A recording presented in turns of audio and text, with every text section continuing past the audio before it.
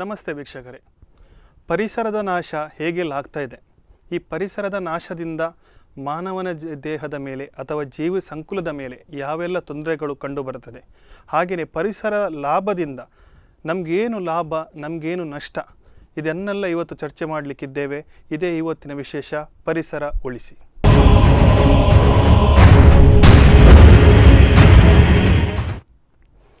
ಹೌದು ವೀಕ್ಷಕರೇ, ನೀವು ಗಮನಿಸ್ತಾ ಇರ್ಬೋದು, ಇತ್ತೀಚಿನ ದಿನಗಳಲ್ಲಿ ಪರಿಸರ ಅಂದರೆ ನಾವು ಹೆಚ್ಚಾಗಿ ಗಮನಿಸಬೇಕಾದ್ರೆ ಮರಗಳ ನಾಶ ಆಗ್ತಿದೆ, ಗಿಡಗಳ ನಾಶ ಆಗ್ತಿದೆ. ಮಾನವನ ದೇಹಕ್ಕೆ ಬೇಕಾದ ಉಸಿರಾಟಕ್ಕೆ ಬೇಕಾದ ಆಕ್ಸಿಜನ್, ಗಾಳಿ ಕೂಡ ನಮಗೆ ಸಿಗಲು ತುಂಬ ಬೇಕಾಗ್ತಾ ಇದೆ. ನಾವು ನಮ್ಮ ದೇಶದ ಮಹಾನ್ ದೊಡ್ಡ ದೊಡ್ಡ ನಗರಗಳನ್ನು ಗಮನಿಸ್ತಾ ಬಂದರೆ ಅಲ್ಲಿ ಜನರು ತುಂಬಾ ಒಂದು ಪರದಾಟ ಮಾಡ್ತಾ ಇದ್ದಾರೆ. ಕೃತಕ ಉಸಿರಾಟವನ್ನು ಅನುಭವಿಸುವ ಸ್ಥಿತಿಗೆ ಬರ್ತಾ ಇದ್ದೇವೆ. ಹಾಗೆಯೇ ಈ ಕರಾವಳಿಯಲ್ಲಿ ಸಹ ನಾವು ಕರಾವಳಿಯಲ್ಲಿ ಗಮನಿಸ್ತಾ ಬಂದರೆ ಕರಾವಳಿಯಲ್ಲಿ ಸಹ ಕೂಡ ಒಂದು ತುಂಬ ಮರಗಳ ನಾಶ ಆಗ್ತಿದೆ. ಮನುಷ್ಯ ತಿಳಿಯದೇನೋ ಏನೋ ಗೊತ್ತಿಲ್ಲ, ಅವನ ಸ್ವಾಹಿತಕ್ಕೋ ಮರಗಳ ನಾಶ ಮಾಡ್ತಾ ಇದ್ದಾನೆ. ಮರಗಳ ನಾಶ ಮಾಡಿದರೂ ಸಹ ಅವನು ಪರಿಸರಕ್ಕೆ ಏನು ನೀಡ್ತಾ ಇದ್ದಾನೆ, ಇಷ್ಟೆಲ್ಲ ನಾವು ಚರ್ಚೆ ಇವತ್ತು ಮಾಡಲಿಕ್ಕಿದ್ದೇವೆ. ತಾವು ಗಮನಿಸ್ಬೋದು, ಒಂದು ಕೆಲ ದಿನಗಳ ಹಿಂದೆ ನಮ್ಮ ಉಡುಪಿಯ ಹೃದಯ ಭಾಗವಂತ ಹೇಳ್ಬೋದು, ಅಜ್ಜರ ಕಾಡಿನ ಒಂದು ಕಿತ್ತೂರು ರಾಣಿ ಚೆನ್ನಮ್ಮ ವಾರ್ಡಿಗೆ ಸೇರಿದಂಥ ಒಂದು ಮರದ ಬುಡದಲ್ಲಿ ಕೆಲವರು ಯುವಕರು ಯಾರೆಂತ ಗೊತ್ತಿಲ್ಲ, ಒಂದು ಸರಿಸುಮಾರು ಬೃಹತ್ 40 ಅಡಿಯ ಮರ, ಈ ಮರದ ಕೆಳಗೆ ಒಂದು ಬೆಂಕಿನ ಹಾಕಿದ್ರು. ಅರ್ಧಕ್ಕೆ ಅರ್ಧ ಮರ ಸುಟ್ಟು ಹೋಗಿತ್ತು. ಆ ಸುಟ್ಟು ಹೋಗಿದಂಥ ನಮ್ಮ ನಾಗರಿಕ ಹಿತರಕ್ಷಣಾ ವೇದಿಕೆಯ ನಿತ್ಯಾನಂದ ಒಳಕಾಡು ಹೋಗಿ ಮರುದಿನವನ್ನು ಆ ಮರವನ್ನು ಸ್ವಲ್ಪ ಒಂದು ಅನಾಹುತವನ್ನು ತಪ್ಪಿಸ್ತಾರೆ. ಅದರ ಬಗ್ಗೆ ಏನೆಲ್ಲ ವರದಿಗಳನ್ನು ನೀವು ನೋಡಿದ್ದರೂ ಇಲ್ಲವೋ ಗೊತ್ತಿಲ್ಲ. ಅದರ ಬಗ್ಗೆ ಒಂದು ವರದಿ ನೋಡಿಕೊಂಡು ಬರೋಣ, ಮತ್ತು ಈ ಚರ್ಚೆಯನ್ನು ನಾವು ಮುಂದುವರಿಸೋಣ.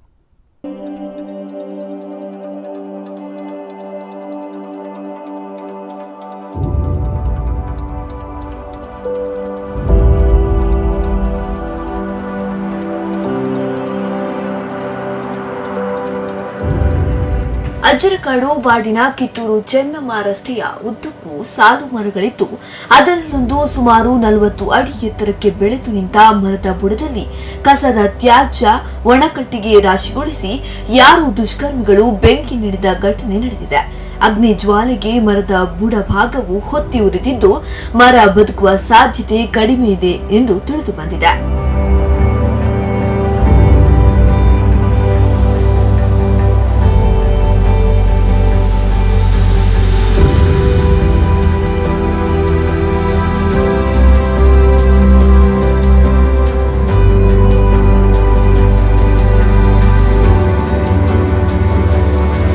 ಅದೇ ರಸ್ತೆಯಲ್ಲಿ ಬೈಕಿನಲ್ಲಿ ಹಾದು ಹೋಗುತ್ತಿರುವ ಸಂದರ್ಭದಲ್ಲಿ ಉಡುಪಿಯ ಸಾಮಾಜಿಕ ಕಾರ್ಯಕರ್ತರಾದ ನಿತ್ಯಾನಂದ ಒಳಕಾಡ್, ತಾರಾನಾಥ ಮೇಸ್ತ ಶಿರೂರು ಅವರು ಮರ ದಹಿಸಲ್ಪಡುವ ದೃಶ್ಯವನ್ನ ಗಮನಿಸಿದ್ದಾರೆ.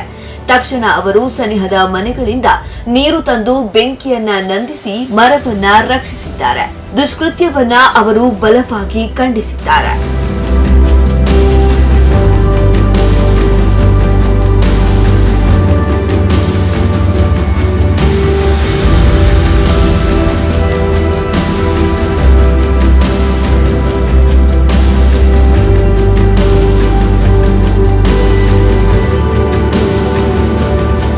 ಸಕಲ ಜೀವ ಜಂತುಗಳಿಗೆ ಪ್ರಾಣವಾಯು ನೀಡುವ, ಪರಿಸರ ತಂಪಾಗಿಸುವ ಮರಗಳು ಉಡುಪಿಯ ಕಾಂಕ್ರೀಟ್ ಕಾಡುಗಳ ನಡುವೆ ಅಜ್ಜರಕಾಡು ಪರಿಸರದಲ್ಲಿ ಮಾತ್ರ ಒಂದಿಷ್ಟು ಉಳಿದುಕೊಂಡಿವೆ. ಅವುಗಳನ್ನು ಅಗ್ನಿ ಮೂಲಕ ದಹಿಸಿ ಹತ್ಯೆಗೊಳಿಸುವ ವಿಕೃತ ಕೃತ್ಯಗಳು ನಡೀತಾ ಇದೆ. ನಗರಸಭೆ, ಅರಣ್ಯ ಇಲಾಖೆ ಜಂಟಿಯಾಗಿ ಕೃತ್ಯ ಎಸಗಿದವರನ್ನ ಪತ್ತೆ ಹಚ್ಚಿಸಿ ಅವರ ಮೇಲೆ ಕಾನೂನು ಕ್ರಮ ಜರುಗಿಸಬೇಕು.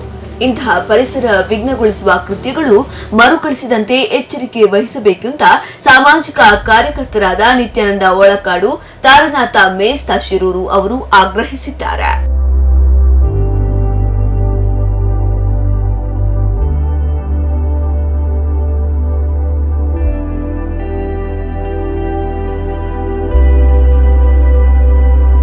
ದಿವಾಕರ್ ಹಿರೇಡ್ಕ, ಸ್ಪಂದನ ನ್ಯೂಸ್, ಅಜ್ಜರಕಾಡು.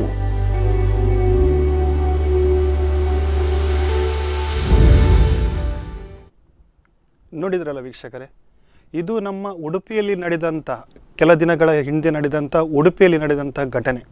ಇಂಥ ಘಟನೆ ನಮ್ಮ ನಗರದಲ್ಲಿ, ನಮ್ಮ ರಾಜ್ಯದಲ್ಲಿ, ನಮ್ಮ ದೇಶದಲ್ಲಿ ತುಂಬ ಕಡೆ ನಡೀತಾ ಇದೆ. ಇದರ ಬಗ್ಗೆ ಅಂದರೆ ಎಸ್ಪೆಷಲಿಯಾಗಿ ಉಡುಪಿಯಲ್ಲಿ ಮೊನ್ನೆ ಆಗ ಕಾಡ್ಗಿಚ್ಚು ಅಥವಾ ಒಂದು ಬೆಂಕಿ ಕೊಟ್ಟ ಸಂದರ್ಭದಲ್ಲಿ ಅಲ್ಲಿ ಹೋಗಿ ಆ ಸ್ಥಳದಲ್ಲಿ ಹೋಗಿ ತುಂಬಾ ತನ್ನಿಂದ ಆದಷ್ಟು ಸಹಕರಿಸಿದಂತಹ ನಮ್ಮ ನಾಗರಿಕ ಸಮಿತಿಯ ನಿತ್ಯಾನಂದ ಒಳಕಾಡೋರು ನಮ್ಮ ಈ ನೇರ ಪ್ರಸಾರ ಕಾರ್ಯಕ್ರಮದಲ್ಲಿದ್ದಾರೆ. ಅವರಿಗೆ ನಾನು ಪ್ರಥಮವಾಗಿ ಸ್ವಾಗತಿಸ್ತೇನೆ. ನಿತ್ಯಾನಂದ ಒಳಕಾಡಿನಲ್ಲಿ ಪ್ರಥಮವಾಗಿ ನಾವು ಪರಿಸರ ನಾಶ ಆಗ್ತಿದೆ, ಒಂದಲ್ಲ ಒಂದು ರೀತಿಯ ಮಾನವನ ಒಂದು ಅವನಿಗೋಸ್ಕರ ಸ್ವಾಹಿತಕ್ಕೋಸ್ಕರ ಮರವನ್ನು ನಾಶ ಮಾಡ್ತಿದ್ದನೋ ಅಥವಾ ಗೊತ್ತಿಲ್ಲದೆ ನಾಶ ಮಾಡ್ತಿದ್ದನೋ, ಅರಿವಿಲ್ಲದೆ, ಇದೆಲ್ಲ ನಾವು ಅರಿವು ಚಿಂತನೆ ನಡೆಸಬೇಕಾದ್ರೆ ಅದರ ಮೊದಲು ನಾವು ಈ ಒಂದು ಘಟನೆಯನ್ನು ನೋಡೋದಾದರೆ ಪ್ರಥಮವಾಗಿ ಕೆಲ ದಿನಗಳ ಹಿಂದೆ ಉಡುಪಿಯ ಹೃದಯ ಭಾಗದಲ್ಲಿ ಅಜ್ಜರಕಾಡಿನ ವಾರ್ಡ್ನಲ್ಲಿ ನಡೀತಿದ್ದು, ತಾವು ಹೋಗಿ ತುಂಬಾ ಅಲ್ಲಿ ಶ್ರಮ ಪಟ್ಟಿದ್ದೀರಿ. ಇದರ ಬಗ್ಗೆ, ಈ ಘಟನೆಯ ಬಗ್ಗೆ ವಿವರಣೆ ನೀಡಬಹುದು ಸರ್. ನಾವು ಆ್ಯಕ್ಚುಲಿಯಾಗಿ ನಾವು ಆ ಘಟನೆಗೆ ಹೋದದಲ್ಲ. ಇದರ ಹಿಂದೆ ಅಜ್ಜರಕಾಡು ಪರಿಸರದಲ್ಲಿ ಎಲ್ಲ ಮರಗಳಿಗೆ ಕೂಡ ಈ ಅಡ್ವರ್ಟೈಸ್ಮೆಂಟ್, ಜ್ಯೋತಿಷ್ಯ, ಇನ್ನಿತರ ಹೋಟೆಲ್ಗಳು ಮೊಳೆ ಹೊಡೆದುಕೊಂಡು ಹೋಗುವಂಥ ಪರಿಸ್ಥಿತಿ ಕಂಡು ಬಂತು. ಯಾಕೆ ಅಂತ ಹೇಳಿದ್ರೆ, ಈಗ ಮನುಷ್ಯ ಬೇರೆ ಅಲ್ಲ, ಮರ ಬೇರೆ ಅಲ್ಲ. ಈಗ ಒಂದು ಮನುಷ್ಯನಿಗೂ ಕೂಡ ಜೀವರಾಶಿ ಇದೆ, ಪ್ರಾಣಿಗಳಿಗೂ ಕೂಡ ಜೀವರಾಶಿ ಇದೆ. ಯಾಕಂತ ಹೇಳಿದ್ರೆ ಇದರಲ್ಲಿ ಬರುವಂಥ ಒಂದು ಹಿನ್ನೆಲೆ ನಾನು ಹೇಳ್ತೇನೆ. ಅದರಲ್ಲಿ ಒಂದು ಅಂಶ ಬರ್ತದೆ ನೋಡಿ, ನೊರೆಯ ಅಂತ ಹೇಳ್ತಾರೆ, ಅದು ಬರ್ತದೆ.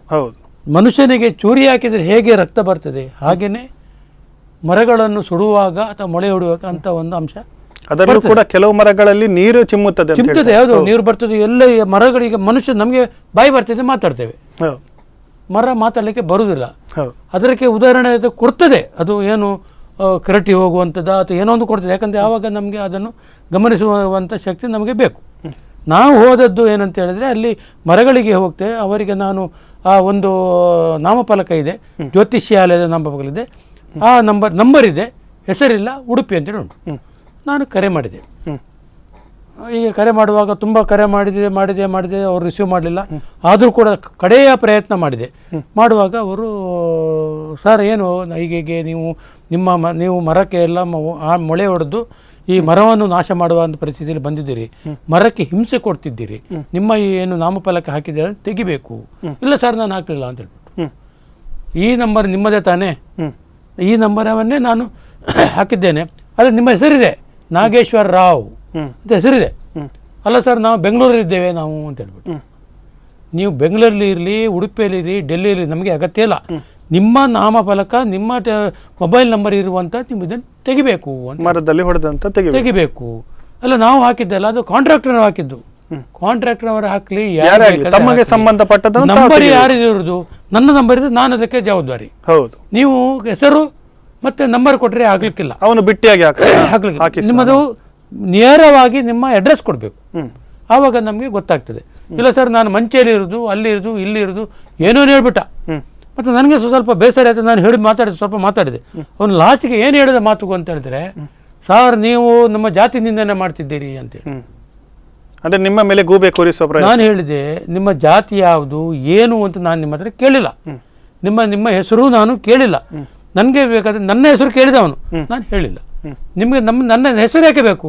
ನಂಬರ್ ಇದೆ ಅಲ್ವಾ, ಮೊಬೈಲ್ ನಂಬರ್ ಇದ್ರೆ ಆಯ್ತಲ್ವ, ಮುಗಿತಲ್ವ. ಈಗ ನಾನು ಬೇರೆಯವರ ಮೊಬೈಲ್ ಮಾಡಿದ್ರು ಅವರಿಗೆ ತೊಂದರೆ ಆಗ್ತದೆ, ಅವ್ರು ಹೇಳ್ತಾನೆ ಕೊಡಬೇಕಲ್ಲ.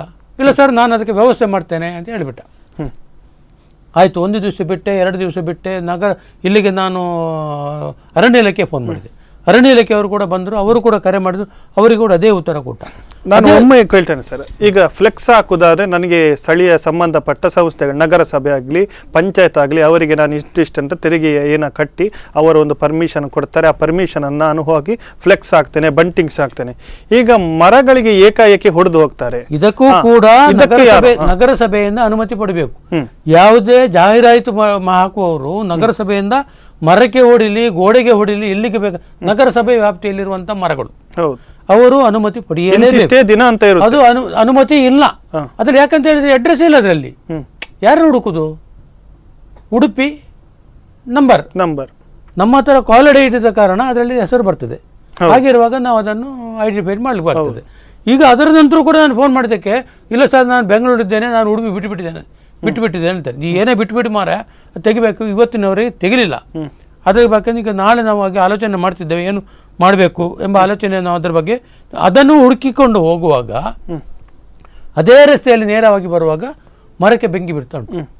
ಏನಪ್ಪ ಇದು ನೋಡುವಾಗ ಇಲ್ಲಿ ಹತ್ತಿರದವರು ಪಾಪ ಅಲ್ಲಿ ರೆಸಿಡೆನ್ಷಿಯಲ್ ಏರಿಯಾ ಅಂದರೆ ಯಾರ ಬಗ್ಗೆ ಇಲ್ಲ, ಅವರು ಯಾವ ಅವರು ಇಲ್ಲಿ ಮನೆಯವರು ಅಲ್ಲಿ ಅವ್ರಿಗೆ ಗೊತ್ತಿಲ್ಲ, ಅದು ಇಲ್ಲಿ ಗೊತ್ತಿಲ್ಲ, ಯಾರಂತೇಳಿ ಗೊತ್ತಿಲ್ಲ ಹೇಳ್ಬಿಟ್ರು. ಯಾರು ನಮಗೆ ಅಗತ್ಯ ಇಲ್ಲ, ನಮಗೆ ಬೇಕಾಗುವಂಥದ್ದು ಮರದ ಒಂದು ಏನು ಅವಶ್ಯಕತೆ ಅದಕ್ಕೆ ಬೇಕಾದ ಹತ್ತಿರದ ಮನೆಯಿಂದ ಬಾಗಿಲು ಇದು ಮಾಡಿ ಅವರಿಂದ ನೀರನ್ನು ಪಡೆದುಕೊಂಡು ನೀರು ಹಾಕಿದೆ. ಅದು ಕೂಡ ನಮಗೆ ಆಗಲಿಲ್ಲ. ಯಾಕಂದರೆ ಮತ್ತೆ ಮಾರನೇ ದಿವಸ ಹೋಗಿ ಕೃಷ್ಣ ಮಠದಿಂದ 2 ಬುಟ್ಟಿ ಈ ಗೊಬ್ಬರ, ಈ ಸಗಣಿ ಮಿಶ್ರಿತ ಗೊಬ್ಬರವನ್ನು ತಂದು ಅದಕ್ಕೆ ಹಾಕಿ ಮತ್ತೆ ಹುಲ್ಲು ಮತ್ತೆ ತರಗೆಲೆ ಹಾಕಿ ಅದಕ್ಕೆ ನೀರು ಹಾಕಿ 1 ವಾರದ ತನಕ ಅದಕ್ಕೆ ನೀರು ಹತ್ತಿರದವರ ಮನೆಯವರ ತನಕ 1 ವಾರ ತನಕ ನೀರು ಹಾಕಿ ಅಂತ ಹೇಳಿ ಈಗ ಬಂದಿದೆ. ಸರ್, ಆ ಭಾಗದಲ್ಲಿ ಸರಿಸುಮಾರು ಎಷ್ಟು ಮರಗಳಿದೆ? ಈಗ ನಾನು ಸತ್ಯ ಹೇಳುವುದಾದ್ರೆ ನಮ್ಮ ಅಜರಕಾಡು ಪರಿಸರದಲ್ಲಿ ಇರುವಂಥದ್ದು ಈಗ ಗಾಳಿಗೆ ಎಲ್ಲಾ ಜನರು ಅಲ್ಲಿಗೆ ಬರ್ತಾರೆ. ಯಾಕಂತ ಹೇಳಿದ್ರೆ ಈಗ ಮರ ಇರುವುದು ಆ ಪರಿಸರ ವಾಕಿಂಗ್ ಏನು ಇದೆ ಅಲ್ಲಿ. ಯಾಕಂದ್ರೆ ಅಜ್ಜರಕಾಡು ಪರಿಸರದಲ್ಲಿ ಮಾತ್ರ ಇಂಥ ಮರಗಳು ಇರುವುದು. ಅಂದ್ರೆ ಅಲ್ಲಿ ನಾವು ಈಗ ಕಾಣಬಹುದು ಉಡುಪಿ ಎಲ್ಲಿಗೆ ಹೋದ್ರೆ ಅಷ್ಟು ಮರಗಳು ಸಿಗ್ಲಿಕ್ಕಿಲ್ಲ. ಹೌದು, ಅಲ್ಲಿ ಹೋಗುವಾಗ ಅಲ್ಲಿ ಈಗ ನೋಡಿ ಅಜ್ಜರಕಾಡು ಪರಿಸರ ಪೂರ ಅಜ್ಜರಕಾಡು ನಮ್ಮ ಹಿರಿಯ ನಾಗರಿಕರ ವೇದಿಕೆ ಹತ್ರ ಒಂದು ಸಣ್ಣ ಯಾವುದು ಮಾವಿನ ಇದಕ್ಕೆ ಬೆಂಕಿ ಕೊಟ್ಟಿದ್ರು. ನಗರಸಭೆಗೆ ಕೇಳಿದೆ, ಯಾರು ಕೊಟ್ಟದ್ದು ಮಾರ್ರೆ, ನಮಗೆ ಗೊತ್ತಿಲ್ಲ.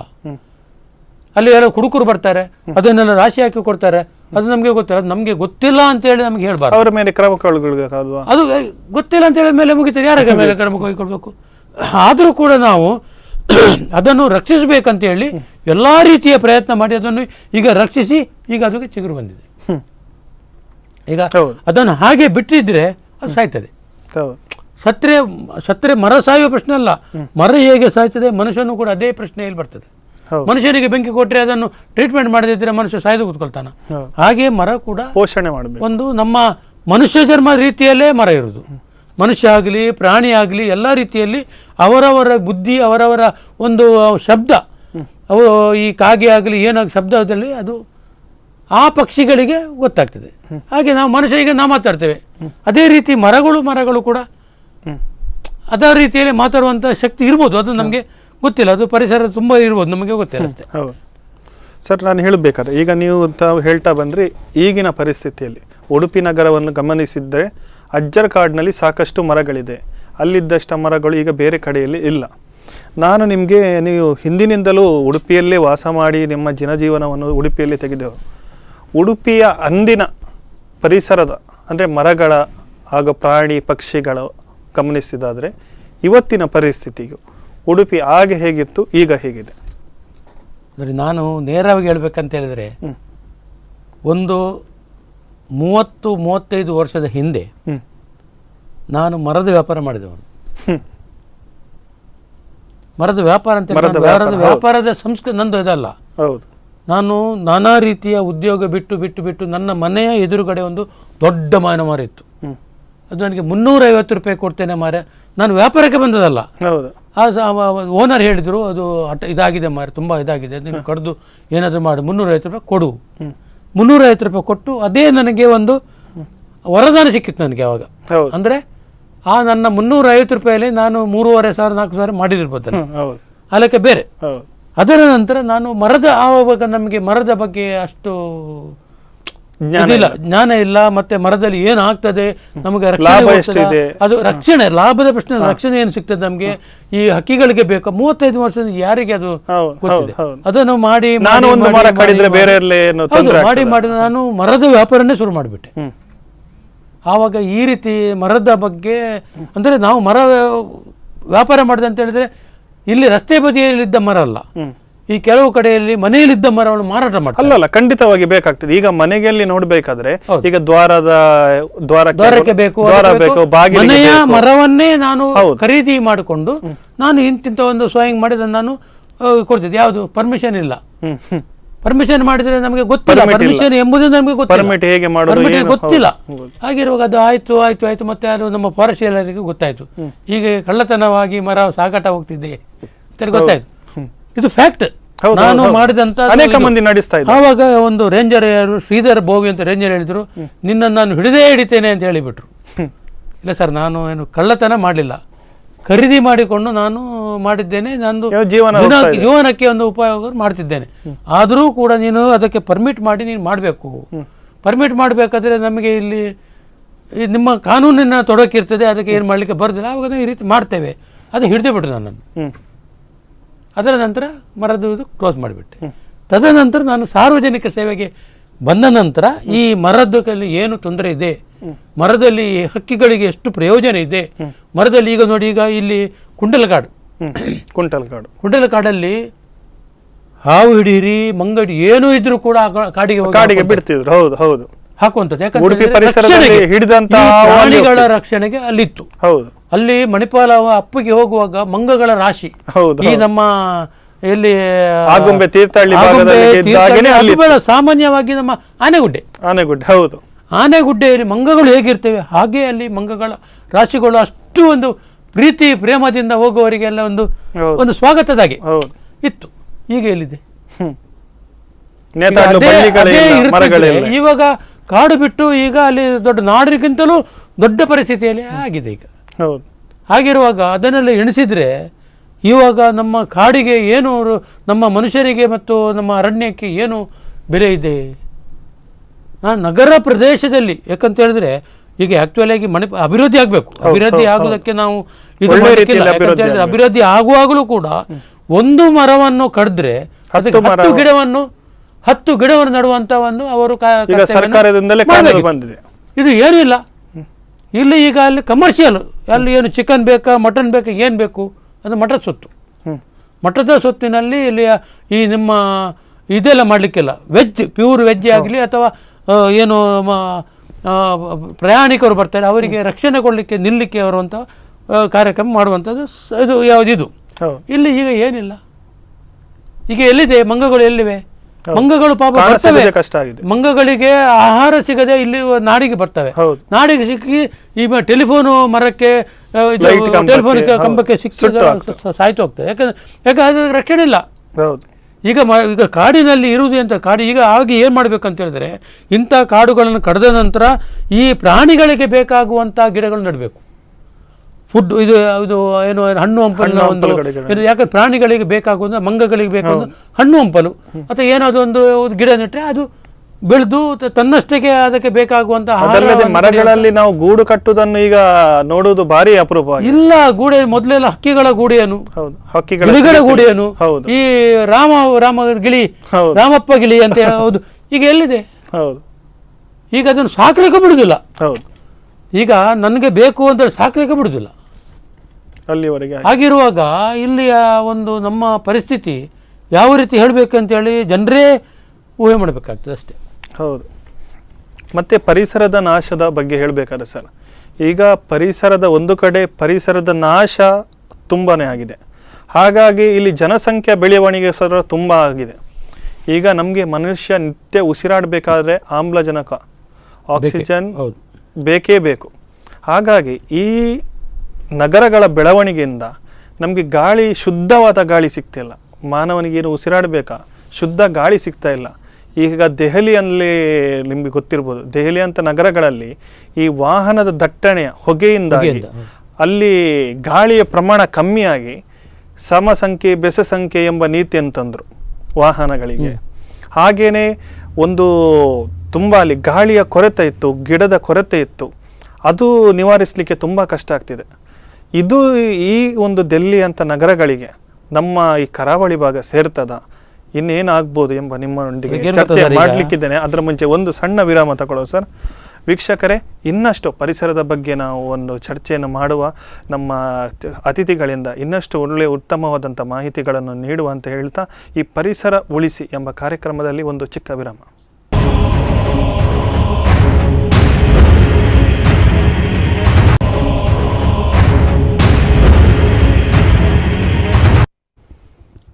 ವಿರಾಮದ ನಂತರ ಪರಿಸರ ಉಳಿಸಿ ವಿಶೇಷ ಕಾರ್ಯಕ್ರಮಕ್ಕೆ ಸ್ವಾಗತ. ಪರಿಸರ ಉಳಿಸಿ, ಮರಗಳ ರಕ್ಷಣೆ ಹೇಗೆ ಮಾಡ್ಬೋದು, ಪರಿಸರದ ನಾಶ ಹೇಗೆ ಆಗ್ತಿದೆ, ಪರಿಸರದ ನಾಶದಿಂದಾಗಿ ನಮ್ಮೆಷ್ಟು ಜೀವನದ ಮೇಲೆ ಪರಿಣಾಮ ಬೀರ್ತಿದೆ ಎಂಬ ಅತಿಥಿಗಳಿಗೆ ಚರ್ಚೆ ಮಾಡ್ತಿದ್ದೆ ನಿತ್ಯಾನಂದ ಒಳಕಾಡು ವಿರುದ್ಧ. ಅವರಿಗೆ ನಾನು ಮತ್ತೊಮ್ಮೆ ಸ್ವಾಗತ ಮಾಡ್ತೀನಿ. ಸರ್, ಡೆಲ್ಲಿಯ ಬಗ್ಗೆ ನಾವು ಮಾತಾಡ್ತಾ ಇದ್ದೀವಿ. ಡೆಲ್ಲಿಯ ಹಾಗೆಯೇ ಕರಾವಳಿ ಕೂಡ ಆಗ್ಬೋದಾ? ಕರಾವಳಿಗೆ ಅಂತಹ ಪರಿಸ್ಥಿತಿ ಬರ್ಬೋದಾ? ತಮ್ಮಂದೆ ಏನೇ ಹೇಳ್ತೀನಿ. ಇವಾಗ ನಾನು ಒಂದು 2 ಸರಿ ದೆಹಲಿಗೆ ಹೋಗಿದ್ದೆ. ಅಲ್ಲಿಯ ಒಂದು ವಾತಾವರಣ ನೋಡಿದರೆ ಬಹಳಷ್ಟು ಒಂದು ತೊಂದರೆ. ಯಾಕಂತ ಹೇಳಿದರೆ ಈ ಕಡೆ ಹೊಗೆ, ಆ ಕಡೆ ಮರ ಮಟ್ಟು ಏನೂ ಇಲ್ಲ. ಅಂದರೆ ಆ ಪ್ರದೇಶಕ್ಕೆ ಅದು ಆ ಜನರಿಗೆ ಹೊಂದಿಕೊಂಡು ಹೋಗಿದ್ದಿರ್ಬೋದು. ಈಗಿನ ಇಲ್ಲಿ ನಮ್ಮ ಕರಾವಳಿಯೂ ಕೂಡ ಹಾಗೆ ಆಗ್ತದೆ. ಯಾಕಂತ ಹೇಳಿದರೆ ಇವಾಗ ನಮ್ಮ ಎಲ್ಲ ಮನೆಯಲ್ಲಿರುವಂಥ ವಾಹನಗಳು ರಸ್ತೆಗೆ ಬಂದರೆ ದೆಹಲಿಯಲ್ಲಿ ಹೇಗೆ ಆಗ್ತದೆ ಹಾಗೆಯೇ ನಮ್ಮ ಉಡುಪಿಯಲ್ಲಿ ಕೂಡ ಆಗ್ತದೆ. ಒಂದೊಂದು ಮನೆಯಲ್ಲಿ ಕೂಡ ಎಕ್ಸೆಸ್ 2-3 ವಾಹನಗಳು ಸ್ಪೇರ್ ಇದೆ. ಎಲ್ಲವೂ ಹೊರಗೆ ಬಂದ್ರೆ ಇಲ್ಲಿ ಜನರಿಗೆ ಹೋಗ್ಲಿಕ್ಕೆ ಆಗುವಂತ, ಗಂಡನಿಗೊಂದು ಗಾಡಿ, ಎಲ್ಲರಿಗೆ, ಹೆಂಡತಿಗೆ, ಗಂಡನಿಗೆ, ಮಕ್ಕಳಿಗೆ, ಮತ್ತೆ ಏನು ಇದ್ದಾರೆ ಹುಟ್ಟುವ ಮಕ್ಕಳಿಗೆ ಕೂಡ ರೆಡಿ ಮಾಡಿ ಇಡ್ತಾರೆ.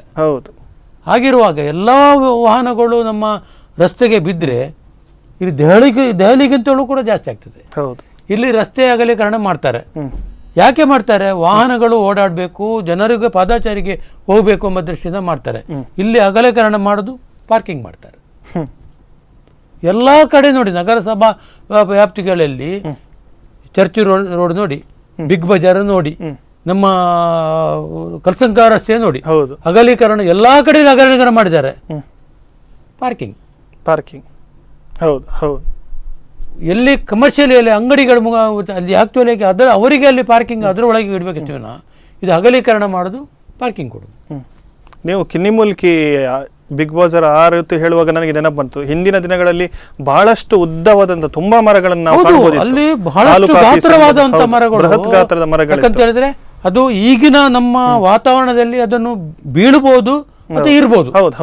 ಅದು ನಾವು ಹೇಳಿಕೆ ಬರುತ್ತೆ. ಯಾಕಂದ್ರೆ ಮರದ್ದು, ಯಾಕಂದ್ರೆ ಮನುಷ್ಯ ಈಗ 10 ವರ್ಷ ಮಕ್ಕಳು ಸಾಯ್ತಾರೆ, 100 ವರ್ಷದ ನಂತರವೂ ಸಾಯ್ತಾರೆ. ಹಾಗಿರುವಾಗ ಮರದ ಇದನ್ನು ಯಾರಿಗೆ ಗಣನೆಗೆ ತಗೊಳ್ಳಿಕ್ಕೆ ಬರುವುದಿಲ್ಲ. ಆವಾಗ ಅಂದಿನ ಇದರಲ್ಲಿ ರಸ್ತೆ ಅಗಲೀಕರಣ ಆಗಬೇಕು ಮತ್ತೆ ಅಭಿವೃದ್ಧಿ, ನಗರ ಅಭಿವೃದ್ಧಿ ಆಗಬೇಕ ದೃಷ್ಟಿಯಿಂದ ಮಾನ್ಯ ಯಾರು ಜಿಲ್ಲಾಧಿಕಾರಿ ಅವರು ಪೊನ್ನೂರಾಜರು ಇರುವಾಗ ಅದನ್ನು ಅಗಲೀಕರಣ ಮಾಡಿದ್ದಾರೆ. ಯಾಕಂದ್ರೆ ಅದು ನಗರದ ಅಭಿವೃದ್ಧಿಗೋಸ್ಕರ. ಅದನ್ನು ಅವರು ಆ ಮುಖಾಂತರ ಬೇರೆ ಕಡೆಯಲ್ಲಿ 1 ಮರದಕ್ಕೆ 10 ಗಿಡವನ್ನು ನೆಡಬೇಕಂತೇಳಿ ಆದೇಶವನ್ನು ಮಾಡಿದ್ದಾರೆ. ಅದು ಮಾಡಿದ್ದಾರಾ ಇಲ್ವಾ ಅಂತೇಳಿ ನಾವು ಅದಕ್ಕೆ ಓಕೆ ಸರ್. ನಮ್ಮೊಂದಿಗೆ ಪರಿಸರವಾದಿಗಳಂತಹ ಪ್ರೇಮಾನಂದ್ ಕಲ್ಮಾಡಿ ಅವರಿದ್ದಾರೆ. ಪ್ರೇಮಾನಂದ್ ಕಲ್ಮಾಡಿ ಅವರಿಗೆ ನಮಸ್ತೆ. ನಮಸ್ತೆ ಸರ್. ನಮಸ್ತೆ. ನಾವು ಇವತ್ತು ಪರಿಸರ ಉಳಿಸಿ ಎಂಬ ಒಂದು ಕಾರ್ಯಕ್ರಮ ಮಾಡ್ತಾ ಇದ್ದೀವಿ ಸರ್. ನಮ್ಮೊಂದಿಗೆ ನಮ್ಮ ನಾಗರಿಕ ಹೋರಾಟ ಸಮಿತಿಯವರು ನಿತ್ಯಾನಂದ ಒಳಕಾಡು ಅವರು ನಮ್ಮೊಂದಿಗಿದ್ದಾರೆ. ನಮಸ್ತೆ ನಿತ್ಯಾನಂದ.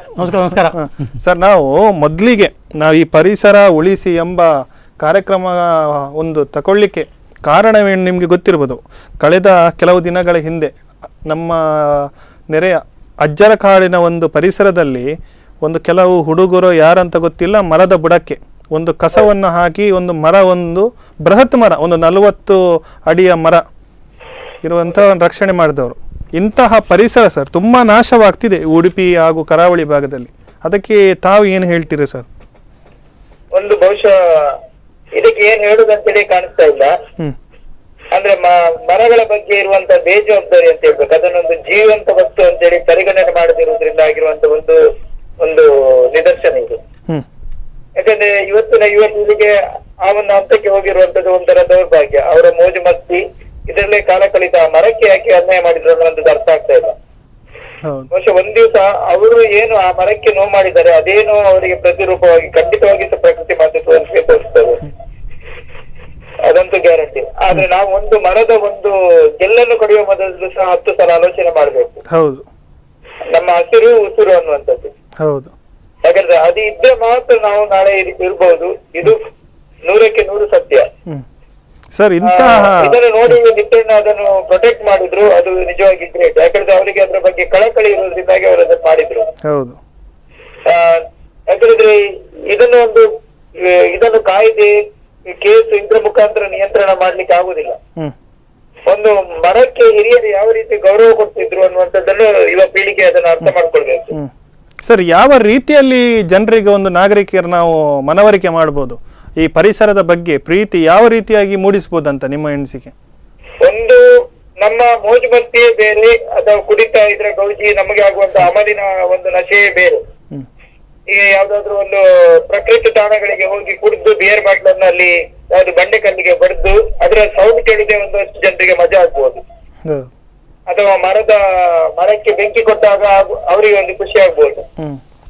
ಈ ತರದ ಒಂದು ಕೀಳು ಮನೋಭಾವ ಬಹುಶಃ ನಮ್ಮಲ್ಲಿ ಯಾವಾಗ ನಮ್ಗೆ ದೇವರು ಪ್ರಕೃತಿಯ ಮೇಲೆ ಯಾವಾಗ ಒಂದು ಒಳ್ಳೆಯ ನಂಬಿಕೆ ಬರ್ತದೆ ಆಗ ಖಂಡಿತ ಇಂಥದ ಅವಘಡಗಳು ಆಗುವಂತ ಸಾಧ್ಯತೆಗಳು ಇಲ್ಲ. ಇದು ಒಂದು ಪ್ರೌಢತೆ ಇಲ್ಲದಂತ ಒಂದು ವ್ಯಕ್ತಿತ್ವಗಳು ಮಾಡಿರುವಂತ ಒಂದು ಕೆಲಸಗಳು ಅಂತ ಹೇಳ್ಬಹುದಾಗ್ತದೆ. ಒಂದು ಮಕ್ಕಳು ಬೆಳೆಯುವಂತ ಹಂತದಲ್ಲಿ ಮರಗಳಿಗೂ ಜೀವ ಇದೆ, ಅದು ನಮ್ಮನ್ನು ಸಾಕು ಸಲುವಂತ ವಸ್ತುಗಳು ಅನ್ನುವಂಥದ್ದು ಪೋಷಕರು ಅದನ್ನು ಮರಗಾಣಿಸ್ಬೇಕಾಗ್ತದೆ. ಖಾಲಿ ಅಪ್ಪ ಸುತ್ತಿದ ಆಲದ ಮರಕ್ಕೆ ಇವನು ಸುತ್ತಾ ಇರುದಲ್ಲ, ಅಶ್ವತ್ಥ ಮರಕ್ಕೆ ಯಾಕೆ ಸುತ್ತಾ ಇದ್ದಿ, ಇಂದಿನವರು ಯಾಕೆ ಅದನ್ನೆಲ್ಲ ಪವಿತ್ರ ಸ್ಥಾನದಲ್ಲಿ ಅದರಿಂದ ಹಿಂದಿರೋ ವೈಜ್ಞಾನಿಕವಾದಂತ ಅಂಶಗಳು ಯಾವುದು? ಒಂದು ನೋಡಿ, ಈಗ ನಾಗಬನದ ಹಿಂದೆ ನಾಗಬನ ಅನ್ನುವಂಥದ್ದು ಒಂದು ನಾಗರ ಹಾವಿಗೆ ಸಂಬಂಧಪಟ್ಟಂತ ಬನ ಅಲ್ಲ. ಹೌದು, ನಾಗಬನ ಅಂದ್ರೆ ಅದು ಒಂದು ಕಾಡು. ಅಲ್ಲಿ ಒಟ್ಟಾರೆ ನಾಗಗಳು ಅಂದ್ರೆ ಅಲ್ಲಿರುವಂತ ಒಂದಷ್ಟು ಸರೀಸೃಪಗಳು. ಹೌದು, ಮತ್ತು ಆ ಸರೀಸೃಪಗಳು ಒಂದಷ್ಟು ಕೀಟಗಳನ್ನು ಡಿಪೆಂಡ್ ಆಗಿರ್ತದೆ. ಹೌದು, ಆ ಕೀಟಗಳನ್ನು ಡಿಪೆಂಡ್ ಆಗಿ ಇನ್ನೊಂದಷ್ಟು ಜೀವಿಗಳಿರ್ತದೆ. ಆ ಇಡೀ ನಾಗಬನದಲ್ಲಿ ಸಾಧಾರಣ 100ಕ್ಕಿಂತ ಜಾಸ್ತಿ ವೈವಿಧ್ಯದ ಒಂದು ಗಿಡ ಮರಗಳನ್ನು ಡಾಕ್ಟರ್ ವೈ ಎನ್ ಶೆಟ್ಟಿ ಅವರು ಅಧ್ಯಯನ ಮಾಡಿ ಗುರುತಿಸಿದ್ದಾರೆ. ಹೌದು, ಆಗ ಒಂದು ಜೀವಜಾಲದ ಒಂದು ಸಂಪರ್ಕ ಕೊಂಡಿ ಮತ್ತು ಒಂದು ಇಂಟರ್ ಡಿಪೆಂಡೆನ್ಸ್ ಅಲ್ಲಿ ಇರುವುದರಿಂದಾಗಿ ಆ ತರದ ಒಂದು ನಾಗಬನದ ಕಲ್ಪನೆಯನ್ನು ದೈವಿಕವಾಗಿ ಅದಕ್ಕೆ ಕನೆಕ್ಷನ್ ಕೊಟ್ಟು ಮಾಡಿದ್ರು ಈ ಹಿಂದೆ. ಹೌದು ಹೌದು ಹೌದು ಹೌದು. ಯಾವುದೇ ನಾಗಬನಗಳು ಸಹ ಯಾವುದೇ ಒಂದು ಗದ್ದೆಯ ಒಂದು ಭಾಗದಲ್ಲಿ ಇರ್ತದೆ, ಅಲ್ಲಿ ಒಂದು ಪಕ್ಕದಲ್ಲಿ ನೀರು ಹರಿಯುತ್ತದೆ, ಅದು ಸೈಟ್ ಅದರದ್ದು. ಆದ್ರೆ ಇತ್ತೀಚಿನ ದಿನಗಳಲ್ಲಿ ನಾಗಬನವು ಕೂಡ ಕಾಂಕ್ರೀಟೀಕರಣ ಆಗ್ತಾ ಬಂದಿದೆ. ಹೌದು, ಒಂದು ಮರ ಸಿಂಬಾಲಿಕ್ ಆಗಿ, ಮತ್ತೆ ಒಂದು ಇದು ಕಾಂಕ್ರೀಟ್ ಸ್ಟ್ರಕ್ಚರ್, ಹೌದು, ಮತ್ತೊಂದು ಅಪ್ಪಣೆಯ ಪ್ರವೇಶವಿಲ್ಲ ಅಂತೇಳಿ ಒಂದು ಗೇಟ್ ಮತ್ತು ಬೀಗ. ಅದು ಅಪ್ಪಣೆ ಇಲ್ಲದ ಪ್ರವೇಶ ನಾಗನಿಗೆ ಅಥವಾ ಕಾಡಿಗೆ ಹಾಕುವವರಿಗೆ ಯಾರಿಗೆ ಅಂತೇಳಿ ಗೊತ್ತಿಲ್ಲ. ಅದು ಯಾವತ್ತಿಗೂ ಸಹ ಅದರ ಒಳಗೆ ಯಾರು ಎಂಟ್ರಿ ಆಗುದಿಲ್ಲ. ವರ್ಷಕ್ಕೊಂದ್ಸಲ ಏನೋ ಬರ್ತಾರೆ ಹೋಗ್ತಾರೆ. ಅದೊಂದು ಸ್ವಾರ್ಥ ದೃಷ್ಟಿಯಲ್ಲಿ ಆಗ್ತಾ ಇದೆ. ಅಲ್ಲಿ ಬಹಳ ಸೂಕ್ಷ್ಮವಾಗಿ ನೋಡಿದ್ರೆ ನಾಗಬನಕ್ಕೆ ಹಾಕುವಂತ ತನುವಿನ ವಿಚಾರದಲ್ಲಿ ಸಹ ಅದರ ಬಗ್ಗೆ ತಜ್ಞರು ಉಲ್ಲೇಖ ಮಾಡಿದ್ರೆ ಅರ್ಥ ಆಗ್ಬೋದು. ಬಹಳ ಸೂಕ್ಷ್ಮ ಪರಿಸರದ ಒಂದು ಜೈವಿಕ ಕೊಂಡಿಯೇ ಇದೆ ಅದರಲ್ಲಿ. ಈಗ ಒಂದು ಅಶ್ವತ್ಥ ಮರ ಇರ್ಲಿ, ಯಾವುದೇ ಮರಗಳಿಗೆ ಸಹ ಅದಕ್ಕೆ ಒಂದು ಪವಿತ್ರ ಸ್ಥಾನಮಾನ ಕೊಟ್ಟಿರುವಂತದ್ದು ಸಹ ಅದೇ ದೃಷ್ಟಿಕೋನದಲ್ಲಿ ಬಿಟ್ಟರೆ ಬೇರೆ ಯಾವುದೂ ಅಲ್ಲ. ಅದನ್ನು ಮತ್ತೆ ಪುನಃ ಅದನ್ನು ನೆನಪಿಸಿಕೊಳ್ಬೇಕಾಗ್ತದೆ. ಅದನ್ನು ಅದು ಇಲ್ಲಿ ತಪ್ಪಿ ಹೋಗಿರುವಂತದ್ದು ಒಂದು ಪೋಷಕರಿಂದ. ಹಿಂದಿನವರು ಏನೋ ಮಾಡಿದ್ದಾರೆ, ಅದು ಯಾಕೆ ಮಾಡಿದ್ದಾರೆ ಅನ್ನುವಂಥದ್ದು ಈಗಿನ ಪೀಳಿಗೆಗೆ ಗೊತ್ತಿಲ್ಲ. ಮತ್ತೆ ಈಗಿನ ಪೀಳಿಗೆಗಳು ಸಹ ಒಂಥರ ಫಾಸ್ಟ್ ಜನರೇಷನ್, ಆ ಕಡೆ ವೆಸ್ಟರ್ನ್ ಫಾಲೋ ಮಾಡ್ಬೇಕಾ ಈ ಕಡೆ ಈಸ್ಟರ್ನ್ ಫಾಲೋ ಮಾಡ್ಬೇಕನ್ನುವಂತ ಒಂದು ಕನ್ಫ್ಯೂಷನ್ ಅಲ್ಲಿದ್ದಾರೆ.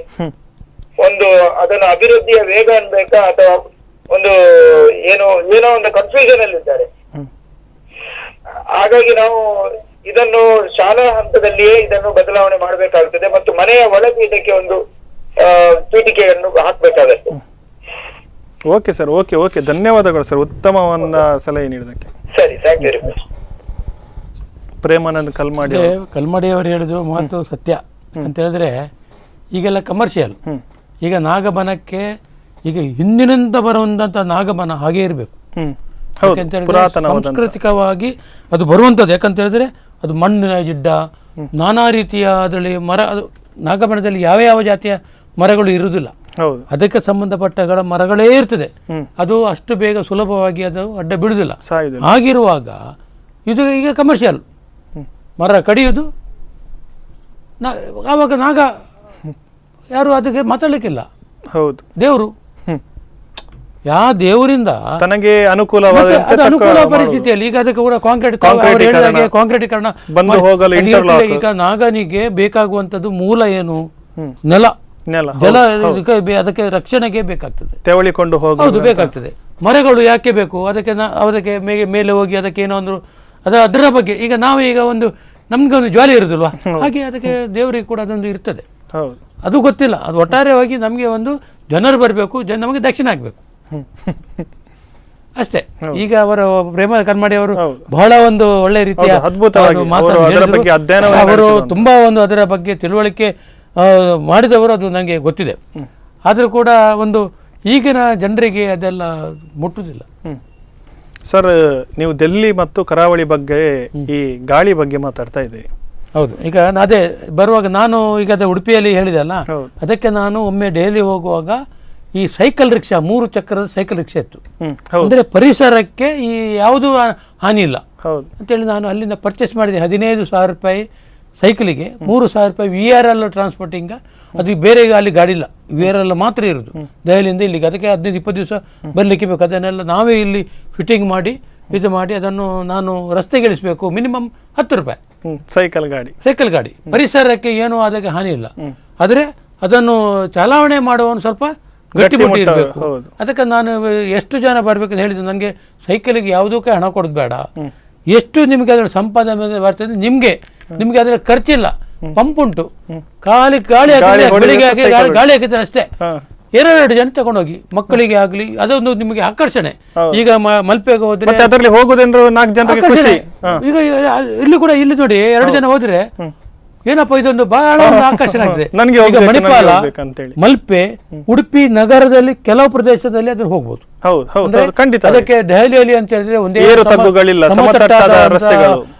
ರಸ್ತೆ ಇರುವ ಕಾರಣ ಇಲ್ಲಿ ಕಷ್ಟ ಆಗ್ತದೆ. ಇಲ್ಲಿ ಅದನ್ನು ನಾವು ನಾನಾ ರೀತಿಯಲ್ಲಿ ಮಾಡ್ಲಿಕ್ಕೆ ಆಗ್ತದೆ. ಅದನ್ನು ನಾನು ಪ್ರಾಕ್ಟೀಸ್ ಮಾಡ್ಲಿಕ್ಕೆ ಒಂದು ತಂದೆ. ಪ್ರತಿಭಟನೆಯಲ್ಲಿ ಕೂಡ 2-3 ಪ್ರತಿಭಟನೆ. ಈಗ ಅದನ್ನು ನಾವು ಏನು ಮಾಡಿದ್ವಿ ಅಂತೇಳಿ ಹಸಿರು ಅಭಿಯಾನಕ್ಕೆ ನಾನು ಅದನ್ನು ಬಿಟ್ಟಿದ್ದೇನೆ. ಮರಗಳ ಒಂದು ರಕ್ಷಣೆಗೋಸ್ಕರ ನಾನು ಈಗ ಅದನ್ನು ಇಟ್ಟುಕೊಂಡು ಇಡೀ ಉಡುಪಿ ಜಿಲ್ಲೆಗೆ ಜಿಲ್ಲಾಧಿಕಾರಿ ಅವರ ನೇತೃತ್ವದಲ್ಲಿ ಅದನ್ನು ಉದ್ಘಾಟನೆ ಮಾಡಿಸಿ ನಾನು ಅದನ್ನು ಬಿಟ್ಟಿದ್ದೇವೆ. ಶಾಸನ ಮಿತ್ರರು, ನಮ್ಮ ವಿನಯಚಂದ್ರ ಅವರೆಲ್ಲ ಒಟ್ಟುಗೂಡಿ ಅದನ್ನೀಗ ಉಡುಪಿ ಇಡೀ ನಮ್ಮ ಜಿಲ್ಲೆಗೆ ವಿನಯಚಂದ್ರರು ಎಲ್ಲ ಏರಿಯಾ ಹಳ್ಳಿಗೆ ಹೋಗಿ ಅದರ ಬಗ್ಗೆ ಮನವರಿಕೆ ಮಾಡಿಕೊಂಡು ಬಂದಿದ್ದಾರೆ. ಎಷ್ಟು ಮನವರಿಕೆ ಮಾಡಿದರೂ ಕೂಡ ಇಲ್ಲಿಯ ಜನರಿಗೆ ಆ ಹೊತ್ತಿಗೆ ಮಾತ್ರ. ನೀವು ಹಿಂದೆ ತಿರುಗುವಾಗ ಅದು ಬೇರೆ ಒಂದು ಬರ್ತದೆ, ಸೈಕಲ್ ಬಿಟ್ಟು ಬೇರೆ ಇದಕ್ಕಿಂತ ಒಳ್ಳೆದುಂಟು. ಹಾಗಿರುವಾಗ ನಾವೇ ಸರಿಪಡಿಸ್ಕೊಂಡು ಹೋದರೆ ಅದರಲ್ಲಿ ನಮಗೆ ಒಂದು ಒಳ್ಳೆಯ ರೀತಿಯ ಒಂದು ಸಿಗ್ಬೋದು ಅಷ್ಟೇ ವಿನ ಮತ್ತೆ ಏನು ಇದರಲ್ಲಿ ಕಷ್ಟ. ಈಗ ನೋಡಿ ಮರಗಳನ್ನು ನೋಡಿ KB ಅವರು ಅವರಿಗೆ ವೈರ್ಗೆ ಹೋಗುವಂತ ಬೇಕಾದ ಬಂದು ಕಟ್ಟಿಂಗ್ ಮಾಡ್ಲಿಕ್ಕೆ ಉಂಟು. ಇವರು ಸಣ್ಣ ಸಣ್ಣ ಮರದ ಇಡೀ ಬುಡನ್ನೇ ಕಡ್ದು ಬಿಡ್ತಾರೆ. ಪುನಃ ಮೇಲೆ 10ಕ್ಕಿಂತ ಕೆಳಗೆನೆ ದಿವಸ ಯಾಕೆ ಕಿರಿಕಿರಿ ಬೇಕಂತೇಳಿ ವರ್ಷ ಇದೆ ಕಿರಿಕಿರಿ ಕಡ್ದು ಬಿಟ್ರೆ ಮುಗಿತಲ್ವಾ, ಸುಲಭ ಉಪಾಯ. ಅದು ಆಗುದಿಲ್ಲ, ಅದು ನಟ್ಟದು ಯಾಕೆ? ಈಗ ನಡುವವರು ಕೂಡ ವೈರ್ ಇದೆ ಅಂತ ನೋಡ್ಬೇಕು. ಈಗ ನಾವು ಮೊನ್ನೆ ಇತ್ತೀಚೆಗೆ ಒಂದು ಅರಣ್ಯ ಇಲಾಖೆಯವರ ಅವರೊಂದು ಅಭಿಯಾನ ಇತ್ತು. ಅದಕ್ಕೆ ನಾನು ಒಂದು 6 ಗಿಡವನ್ನು ನಾನು ಅಬ್ಜಾರಣ್ಯ ಇಲ್ಲಿ ನಮ್ಮ ಕುಂಜಿಬೆಟ್ಟು ವಾರ್ಡಲ್ಲಿ ನೆಟ್ಟೆ. ಅವರು ಸಹ ಜನರಿಗೆ ಪ್ರೋತ್ಸಾಹ ಆಗುವ ರೀತಿಯಲ್ಲಿ ಕೈಗೆಟಕುವ ರೀತಿಯಲ್ಲಿ ಏನು ಹೇಳಿ ಅರಣ್ಯ ಇಲಾಖೆಯವರು ಈ ಬಾರಿ ಮಟ್ಟಿಗೆ ನಾನು ಒಂದು 2,000-3,000 ಗಿಡಗಳನ್ನು ತಂದಿದ್ದೇನೆ.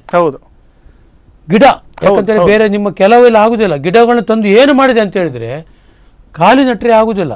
ಈಗ ನಮ್ಮ ಇಲ್ಲಿ ನಮ್ಮ ತೆನೆ ಹಬ್ಬ ಆಯ್ತು, ಕ್ರಿಶ್ಚಿಯನ್ ಕಮ್ಯುನಿಟಿ ತೆನೆ ಹಬ್ಬ. ಈಗ ಜಾಗ ಇರುವಂತದ್ದು ಮರಗಳು ಗಿಡಗಳ ನಡುವೆ ಇರುವಂತದ್ದು ಕ್ರಿಶ್ಚಿಯನ್ ಕಮ್ಯುನಿಟಿಯಲ್ಲಿ ಜಾಗ ಇರೋದು ಮಾತ್ರ. ಅಲ್ಲಿ ಇಟ್ಟೆ, ಅಲ್ಲೊಂದು 300 ಗಿಡ ತಂದೆ. 300 ಗಿಡಕ್ಕೆ ನನಗೆ ಒಂದು ಬೇಡಿಕೆ ಬಂತು. ಅಷ್ಟೇ ಸರ್, ನಮ್ಗೆ ಇನ್ನೂ ಬೇಕು, ನೆಲ್ಲಿ ಗಿಡ ಬೇಕು, ನಿಮ್ಮದು ಯಾವ್ದು ಗಿಡ ಬೇಕು ತಗೊಳ್ತೇವೆ ಅಂತ ಹೇಳಿ ಹೇಳಿದ್ರು. ಅದು ನನಗೆ ಬಹಳ ಒಂದು ಸಂತೋಷದ. ಯಾಕಂತೇಳಿ ಈಗ ಇರುವಂತದ್ದು ಜಾಗ ಇರುವುದು ಈಗ ಎಲ್ಲ ಫ್ಲಾಟ್. ಅದೂ ಅಲ್ಲದೆ ಮುಸ್ಲಿಮರ ಈದಿಗೆ ಅಲ್ಲಿ ನಾನು ಇದು ಮಾಡಿ ಅವರಿಗೆ ಕೆಲವು ಗಿಡಗಳು ಆಗುದಿಲ್ಲ. ಈ ನಮ್ಮ ಹೆಸರು ನನಗೆ ನೆನಪಿರುವುದಿಲ್ಲ, ಅದು ಆಗುದಿಲ್ಲ. ಅದನ್ನು ಕೂಡ ಕೇಳಿಕೊಂಡು ಪಡ್ಕೊಂಡು ಹೋಗಿದ್ದಾರೆ ಬೇಡಿಕೊಂಡು. ಯಾಕಂತೇಳಿ ಅವರು ಅದು ಯಾಕಂದ್ರೆ ಅದು ಬೇಕು. ಯಾಕಂದ್ರೆ ಗಿಡ ಕೊಟ್ರೆ ಈಗ ಏನಾದ್ರು ಕೆಲವೆಲ್ಲ ಇದಿರ್ತದೆ, ಬೀಜ ಕೊಟ್ರೆ ಅದು ಸೀಡ್ ಬಾಲ್ ಅದೆಲ್ಲ ಕೆಲವು ಹೌದು, ಅದು ಸೀಡ್ ಬಾಲ್ ಹೇಳ್ತೇನೆ ನಾನು. ಅದನ್ನು ನಾವು ಕೂಡ ಅದು ಇಲ್ಲಿ 2 ಕಡೆಯಲ್ಲಿ ಘಾಟಿಗೆ ಅದು ದೊಡ್ಡ ಮಟ್ಟದ ಒಂದು ನಮಗೆ ಒಳ್ಳೆಯ ಒಂದು ಅದರ ಬಗ್ಗೆ ಇದು ಸಿಕ್ಕಿತು.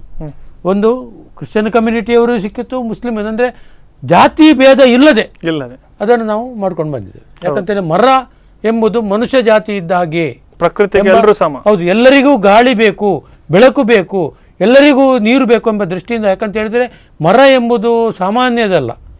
ಮರದಲ್ಲಿ ನಮಗೆ ಬೇಕಾಗುವಂತ ಅಂಶಗಳು ಸಿಗ್ತವೆ, ಗಾಳಿ ಸಿಗ್ತವೆ, ಬೆಳಕು ಸಿಗ್ತವೆ, ಮಳೆಯ ಒಂದು ವಾತಾವರಣಕ್ಕೆ ಕೂಡ ಎಲ್ಲ. ನಾವು ಮರ ಅಂತೇಳಿ ಹೀಗೆ ಬೆಂಕಿ ಕೊಟ್ಟು ಇದು ಮಾಡುವಂಥದ್ದಲ್ಲ. ಅವರು ಹೇಳಿದ ಹಾಗೆ ಇಲ್ಲಿ ಮಳೆ ಇರದ ಕಾರಣ ಇದೆ, ಮರಗಳನ್ನು ಕಡಿದ ಕಾರಣವೇ ಮಳೆ ಇಲ್ಲ.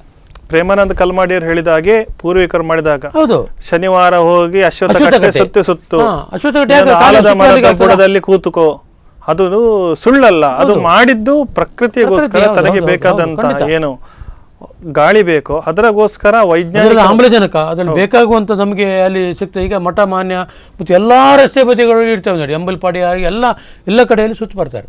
ಹೌದು, ಯಾಕೆ ಅವರಿಗೆ ಗ್ರಾಚಾರದಲ್ಲಿ ಸುತ್ತು ಬರೋದಲ್ಲ. ಕೆಲವರು ಹೇಳ್ತಾರೆ ನಿಮ್ಮ ಗ್ರಾಚಾರ ಹೋಗ್ತದೆ ಅಂತೇಳಿ, ಅದಕ್ಕಲ್ಲ, ನಮಗೆ ಎಲ್ಲದು ಬೇಕು ಎಂಬ ದೃಷ್ಟಿ. ಈಗ ಅಶ್ವತ್ಥ ಮರ ಅಂತೇಳಿ ಒಂದು ಖಾಲಿ ಎಲೆ ಗಿಡ ಮರ ಇರ್ತದೆ ಅಷ್ಟೇ, ಅದಕ್ಕೆ ಯಾಕೆ ಸುತ್ತು ಬರಬೇಕು ಅಂತ ಇರ್ಬೋದು. ಆ ಇದರಲ್ಲಿ ನಮಗೆ ಇರುವಂತ ಪ್ರಯೋಜನ ಅದು ಅವರಿಗೆ ಯಾರು ಸುತ್ತು ಬರ್ತಾರೆ ಜಾಸ್ತಿಯಾಗಿ ಕೊಡುವಂತಹ ಮರ. ಮತ್ತೆ ಹತ್ತಿರದವರಿಗೂ ಕೂಡ ಅದರ ಬಗ್ಗೆ ಒಳ್ಳೆಯ ರೀತಿಯ ಒಂದು, ನಾವು ಮರಗಳನ್ನು ಯಾವತ್ತೂ ತಿರಸ್ಕರಿಸಲಿಕ್ಕೆ ಸಾಧ್ಯನೇ ಇಲ್ಲ. ಆಗಿರುವಾಗ ಜನರಿಗೆ ಗೊತ್ತಿಲ್ಲ, ಜನರಿಗೆ ಏನು ತಿಳುವಳಿಕೆ, ಜನರಿಗೆ ನಮಗೆ ಊಟ ಆದರೆ ಆಯ್ತು, ತಿಂದರೆ ಆಯ್ತು, ನಮಗೆ ದುಡ್ಡು ಬಂದರೆ ಆಯ್ತು ಅಷ್ಟೇ ವಿನ ಅದು ಇದೆಲ್ಲ ಪರಿಸರದಕ್ಕೂ ಅಲ್ಲಿ ಬೇಕಾಗ್ತದೆ ಅಷ್ಟೇ. ಹೌದು. ಈಗ ನಾವು ಸರ್ ಡೆಲ್ಲಿ ಮಾತಾಡಿದ್ವಿ, ಈಗ ಕರಾವಳಿ ಭಾಗದಲ್ಲಿ ಮುಂಚೆ ನಿಮಗೆ ಗೊತ್ತಿರ್ಬೋದು ಬೆಂಗಳೂರನ್ನು ಗಾರ್ಡನ್ ಸಿಟಿ ಅಂತ ಕರಿತಿದ್ರು. ಆ ಲಾಲ್ ಬಾಗ್, ಕಬ್ಬನ್ ಪಾರ್ಕ್ ತುಂಬಾ ಗಿರಿಗಳು. ಆದರೆ ಇವತ್ತಿಗೆ ಈ ಸರ್ವೆಯ ಪ್ರಕಾರ, ಒಂದು ಸರ್ವೆ ಮಾಡಿದ ಪ್ರಕಾರ ಈ ಬೆಂಗಳೂರನ್ನು ಈಗ ಗಾರ್ಬೇಜ್ ಸಿಟಿ ಆಗಿ ಬಂದಿದೆ. ಆ ಅಂಚಿಗೆ ಬೆಂಗಳೂರು ಬಂದಿದೆ ಅಂದರೆ ಮತ್ತೆ ಒಂದು ಅಲ್ಲಿ ನಡೆಯುವಂಥ ಕೊಳಚೆ ನೀರು, ತ್ಯಾಜ್ಯ ನೀರು, ವಾಹನದ ದಟ್ಟಣೆ, ಎಲೆಕ್ಟ್ರಾನಿಕ್ಸ್, ಈ ವೇಸ್ಟ್ ಅಂತ ಹೇಳ್ತಾರೆ. ಅದರಿಂದ ಈಗ ಗಾರ್ಬೇಜ್ ಸಿಟಿ ಅಂತ ಹೇಳಿ ಬೆಂಗಳೂರಿಗೆ ನಾಮಪಟ್ಟಿಸಿದೆ. ಇದ್ರ ಬಗ್ಗೆ ತಾವು ಹೇಳ್ತೀರಿ. ಅಲ್ಲಿವರೆಗೆ ನಮ್ಮ ಒಂದು ರಾಜಧಾನಿ ಬಂದುಬಿಟ್ಟಿದೆ ಇವತ್ತು. ಅದೇ ಈಗ ನೋಡಿ, ಬೆಂಗಳೂರು ಸಿಟಿಯ ಹೋಲಿಕೆ ಮಾಡಿದರೆ ನಾವು ಉಡುಪಿಯನ್ನು ಕೂಡ ಅದನ್ನು ಇದು ಮಾಡಬೇಕಾಗುತ್ತೆ. ಈಗ ಉಡುಪಿಯಲ್ಲಿ ಯಾಕಂತ ಹೇಳಿದ್ರೆ ಬಹು ಪ್ರಮುಖವಾದ ನಗರಗಳಲ್ಲಿ ಬೆಂಗಳೂರು ಬರದ ನೆಕ್ಸ್ಟ್ ಬರುವುದು ಮಂಗಳೂರು, ಉಡುಪಿ. ಹೌದು. ಈಗ ನೋಡಿ, ನಮ್ಮ ಉಡುಪಿಯಲ್ಲಿ ಕೂಡ ಭುಜಂಗ ಪಾರ್ಕ್ ಇದೆ. ಖಂಡಿತ, ಅಜ್ಜರ ಕಾಡಿ ಭುಜಂಗ ಪಾರ್ಕಿನ ಕೆಲವು ಸೀಮಿತ ಜಾಗದಲ್ಲಿ ಮಾತ್ರ ಅದನ್ನು ಮೇಂಟೆನೆನ್ಸ್ ಮಾಡ್ತಿದ್ದಾರೆ. ಈ ಕಡೆ ಅಲ್ಲಿ ಅವರದೊಂದು ರಂಗಮಂದಿರ ಇದೆ, ಅಲ್ಲಿ ಯಾವ ರೀತಿಯ ವ್ಯವಸ್ಥೆಯೂ ಇಲ್ಲ. ಅಲ್ಲಿ ಎಲ್ಲ ಕುಡುಕರು ಅವರು ಎಲ್ಲ ಬಿದ್ದುಕೊಂಡು ರಾತ್ರಿ ಗೀತ್ರಿ ಎಲ್ಲ ಏನೇನೋ ಅನೈತಿಕ ಚಟುವಟಿಕೆಯನ್ನು, ರೇಡಿಯೋ ಟವರ್ ಮೊದಲು ಅಲ್ಲಿತ್ತು. ಮೊದಲು ಅಲ್ಲಿ 12 ಗಂಟೆಗೆ ಈ ಸೈರನ್ ಆಗುದು ಅಲ್ಲಿ ಒಂದಿತ್ತು. ಈಗ ರೇಡಿಯೋ ಟವರ್ ಇಲ್ಲ, ಇದುಂಟು, ಅದಕ್ಕೆ ಬೇಕಾಗುವಂತ ಅದನ್ನೆಲ್ಲ ಮಾಡಬೇಕು. ಈಗ ಗಾಂಧೀಜಿಯವರು ಅದು ನಿಂತಂತ ಅದು ಜಾಗದಲ್ಲಿ ಹಿನ್ನೆಲೆ ಇದೆ. ಅದನ್ನೆಲ್ಲ ನಗರಸಭೆ, ಈ ಜಿಲ್ಲಾಡಳಿತ ಅದನ್ನೆಲ್ಲ ಮಾಡಬೇಕಾಗ್ತದೆ. ಅದೇ ಹೇಳಿದಕ್ಕೆ ಈಗ ನಮ್ಮ ಬೆಂಗಳೂರು ಸಿಟಿಯಲ್ಲಿ ಇದ್ದಾಗೆ ಇಲ್ಲಿ ಮಾಡಲಿಕ್ಕೆ ಅಂತ ಹೇಳಿದರೆ ಇಲ್ಲಿ ಬಹಳಷ್ಟು ಒಂದು ಇನ್ನು ಅಭಿವೃದ್ಧಿ ಆಗಬೇಕಂತ ಒಂದು ಸಮಯ ಇದೆ. ಇಲ್ಲಿ ಅಭಿವೃದ್ಧಿ ಮಾಡಿದರೂ ಕೂಡ ರಾಜಕೀಯದ ದೃಷ್ಟಿಯಿಂದ ಕೆಲವೊಂದು ಸರಿ ಒಂದು. ಹೌದು ಸರ್, ಅದರ ಬಗ್ಗೆ ಮಾತಾಡಬೇಕು. ನಾನು ಇನ್ನಷ್ಟು ಮಾತಾಡುವ. ವೀಕ್ಷಕರೇ, ಇನ್ನಷ್ಟು ನಾವು ಚರ್ಚೆಯನ್ನು ನಡೆಸಿದೆ ಒಂದು ಪುಟ್ಟ ವಿರಾಮದ ನಂತರ.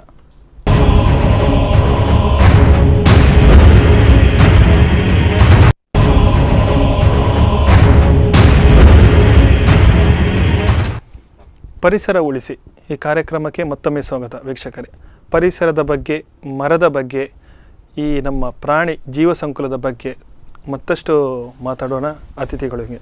ಸರ್, ತಾವು ಹೇಳ್ತಿದ್ದೆ ಭುಜಂಗ ಪಾರ್ಕ್, ಉಡುಪಿಯ ಅಜ್ಜರ ಕಾಡಿನ ಈಗ ಗಾರ್ಡನ್ ಇದೆ. ಭುಜಂಗ ಪಾರ್ಕ್ ಒಂದು ಸಣ್ಣ ಒಂದು ಜಾಗದಲ್ಲಿ ಏನೋ ಆಯುರ್ವೇದಿಕ್ ಏನೋ ಒಂದು ಇದು ಮಾಡೋದು ಸರಿಯಾಗಿ ಅದೊಂದು ಈಗ ಕರೆಕ್ಟ್ ಆಗಿ ಇಟ್ಟಿದ್ದಾರೆ. ಯಾಕಂದ್ರೆ ವಾಕಿಂಗ್ ಬರೋ ಟ್ರ್ಯಾಕ್ ಅಲ್ಲಿದೆ, ಫುಲ್ ವಾಕಿಂಗ್ ಟ್ರ್ಯಾಕ್. ಸ್ಕೇಟಿಂಗ್ನಲ್ಲಿ ಅಷ್ಟು ಈಗ ಇಲ್ಲ. ಇಲ್ಲಿಂದ ಬರುವಾಗ ಅಲ್ಲಿ ರಂಗಮಂದಿರ, ಬಯಲು ರಂಗಮಂದಿರ, ಅದನ್ನು ಬಯಲು ರಂಗಮಂದಿರ ನೋಡ್ಲಿಕ್ಕೆ ಸಾಧ್ಯ ಇಲ್ಲ. ಎಲ್ಲ ಗ್ಲಾಸ್ಗಳ ಹೊಡೆದು ಅದರ ಬಗ್ಗೆ ನಾವು ಬಹಳಷ್ಟು ಹೋರಾಟ ಮಾಡಿದ್ದೇವೆ. ಅದು ಈಗ ಅದರ ಬಗ್ಗೆ ಇನ್ನೂ ಯಾರು ಚಿಂತನೆ ಮಾಡ್ತಿಲ್ಲ. ಅಲ್ಲಿ ಮಲಗೋರು ಯಾರು? ಕುಡುಕರು, ಅನೈತಿಕ ಚಟುವಟಿಕೆಗೆ ಬೀಗ ಅವರ ಹತ್ರನೇ ಇರೋದು. ನಗರಸಭೆಯ ಸೊತ್ತು ಬೀಗ ಇರೋದು ಅಲ್ಲಿ ಇರುವ ಚಟುವಟಿಕೆ ಮಾಡು. ಅದಕ್ಕೆ ನಾವು ಎಂತ ಮಾಡಿದ್ದೇವೆ, ಆ ಬೀಗವನ್ನು ತೆಗೆದು ಬೇರೆ ಬೀಗ ಹಾಕಿ ನಾವು ಬಂತು, ಅದನ್ನು ಹೊಡೆದು ಬೇರೆ ಅವರು ಬೀಗ ಹಾಕಿಬಿಟ್ರು. ಅವ್ರ ಹತ್ರ ಹೇಳಿದ್ರೆ, ಇಲ್ಲ ಸರ್ ನಾವು ಅಲ್ಲಿ ನೋಡಿದ್ದೇವೆ, ಅಲ್ಲಿ ಇಲ್ಲ ಅಂತದಿಲ್ಲ ಹೇಳ್ತಾರೆ. ಅಲ್ಲಿ ಅದಕ್ಕೆ ಅವರು ಇಂಥದ್ದು ಅನೈತಿಕ ಚಟುವಟಿಕೆ. ಈಗ ಬೆಂಗಳೂರು, ಬೊಂಬೈ ಎಲ್ಲ ಚಟುವಟಿಕೆಗಳಿಗೆಲ್ಲ ಅಂತ ಒಂದು ಲೈಸೆನ್ಸ್ ಮಾಡಿಕೊಂಡಿರುವಂಥದ್ದು. ಇದು ಲೈಸೆನ್ಸ್ ಇಲ್ಲದೆ ಚಟುವಟಿಕೆ ಮಾಡಲಿಕ್ಕೆ ಅವಕಾಶ ನಗರಸಭೆಯವರು ಕೊಟ್ಟಿದ್ದಾರೆ. ಮತ್ತೊಂದು ನಿಮ್ಮಲ್ಲಿ ಕೇಳ್ತೇನೆ ಸರ್, ಹೋರಾಟ ಮಾಡಿದಿರಿ ಅಂತ ಹೇಳಿದ್ರು. ಕಳೆದ ಬಾರಿ ಅದು ಒಂದು ಜಿಲ್ಲಾಸ್ಪತ್ರೆ ಆಗುವಾಗ ಸಹ ಕೂಡ ಮರ ತುಂಬಾ ಮರಗಳಿತ್ತು, ನೀವು ಕಡಿಬಾರ್ದು, ಮರಗಳ ನಾಶ ಮಾಡಬಾರ್ದು ಎಂಬ ಹೋರಾಟ ಹೇಳಿದೆ. ನಿಮ್ಮ ಹೋರಾಟಗಳಿಗೆ ಸೀಮಿತ ಆಗ್ತದೆ ಅಥವಾ ನಿಮಗೆ ಪ್ರತಿಫಲ ಆವಾಗ ಏನಾಗಿದೆ ಅಂತ ಹೇಳಿದ್ರೆ ಈ ಕೊಟ್ಟದ್ದು ಗೊತ್ತಿದೆ ಯಾವುದು ನಮ್ಮ ಹಾಜಿ ಅಬ್ದುಲ್ಲಾ ಸಾಹೇಬರ ಜಾಗ 3.88 ಎಕರೆ ಏನು ಜಾಗ ಕೊಟ್ಟಿದ್ದಾರೆ, ಸರ್ಕಾರ ಕೊಟ್ಟಿದೆ, ಯಾರು ಒಂದು ಮುಖ್ಯಮಂತ್ರಿಯವರು ಮತ್ತೆ ಯಾರು ತಗೊಳ್ಳುವವರು ಕೊಟ್ಟಿದೆ, ಅದು ಮಾತ್ರ ಗೊತ್ತಿದೆ. ಅದನ್ನು ಕೆಡವಿ ಅದನ್ನು ಮಾಡೋದು ಯಾರಿಗೂ ಗೊತ್ತಿಲ್ಲ. ರಾತ್ರಿಯಾಗಿ ಅವರನ್ನು ಕಟಿಂಗ್ ಮಾಡಿದ ನಂತರ ನಾವೇನು ಮಾಡ್ಲಿಕ್ಕೆ ಬರ್ತದೆ? ಅದು ಅಲ್ಲದೆ ನಾವು ಮಾಡಿ 1-2 ಜನ ಹೋಗ್ಲಿಕ್ಕೆ ಅಲ್ಲಿ ಆಗ್ತದ?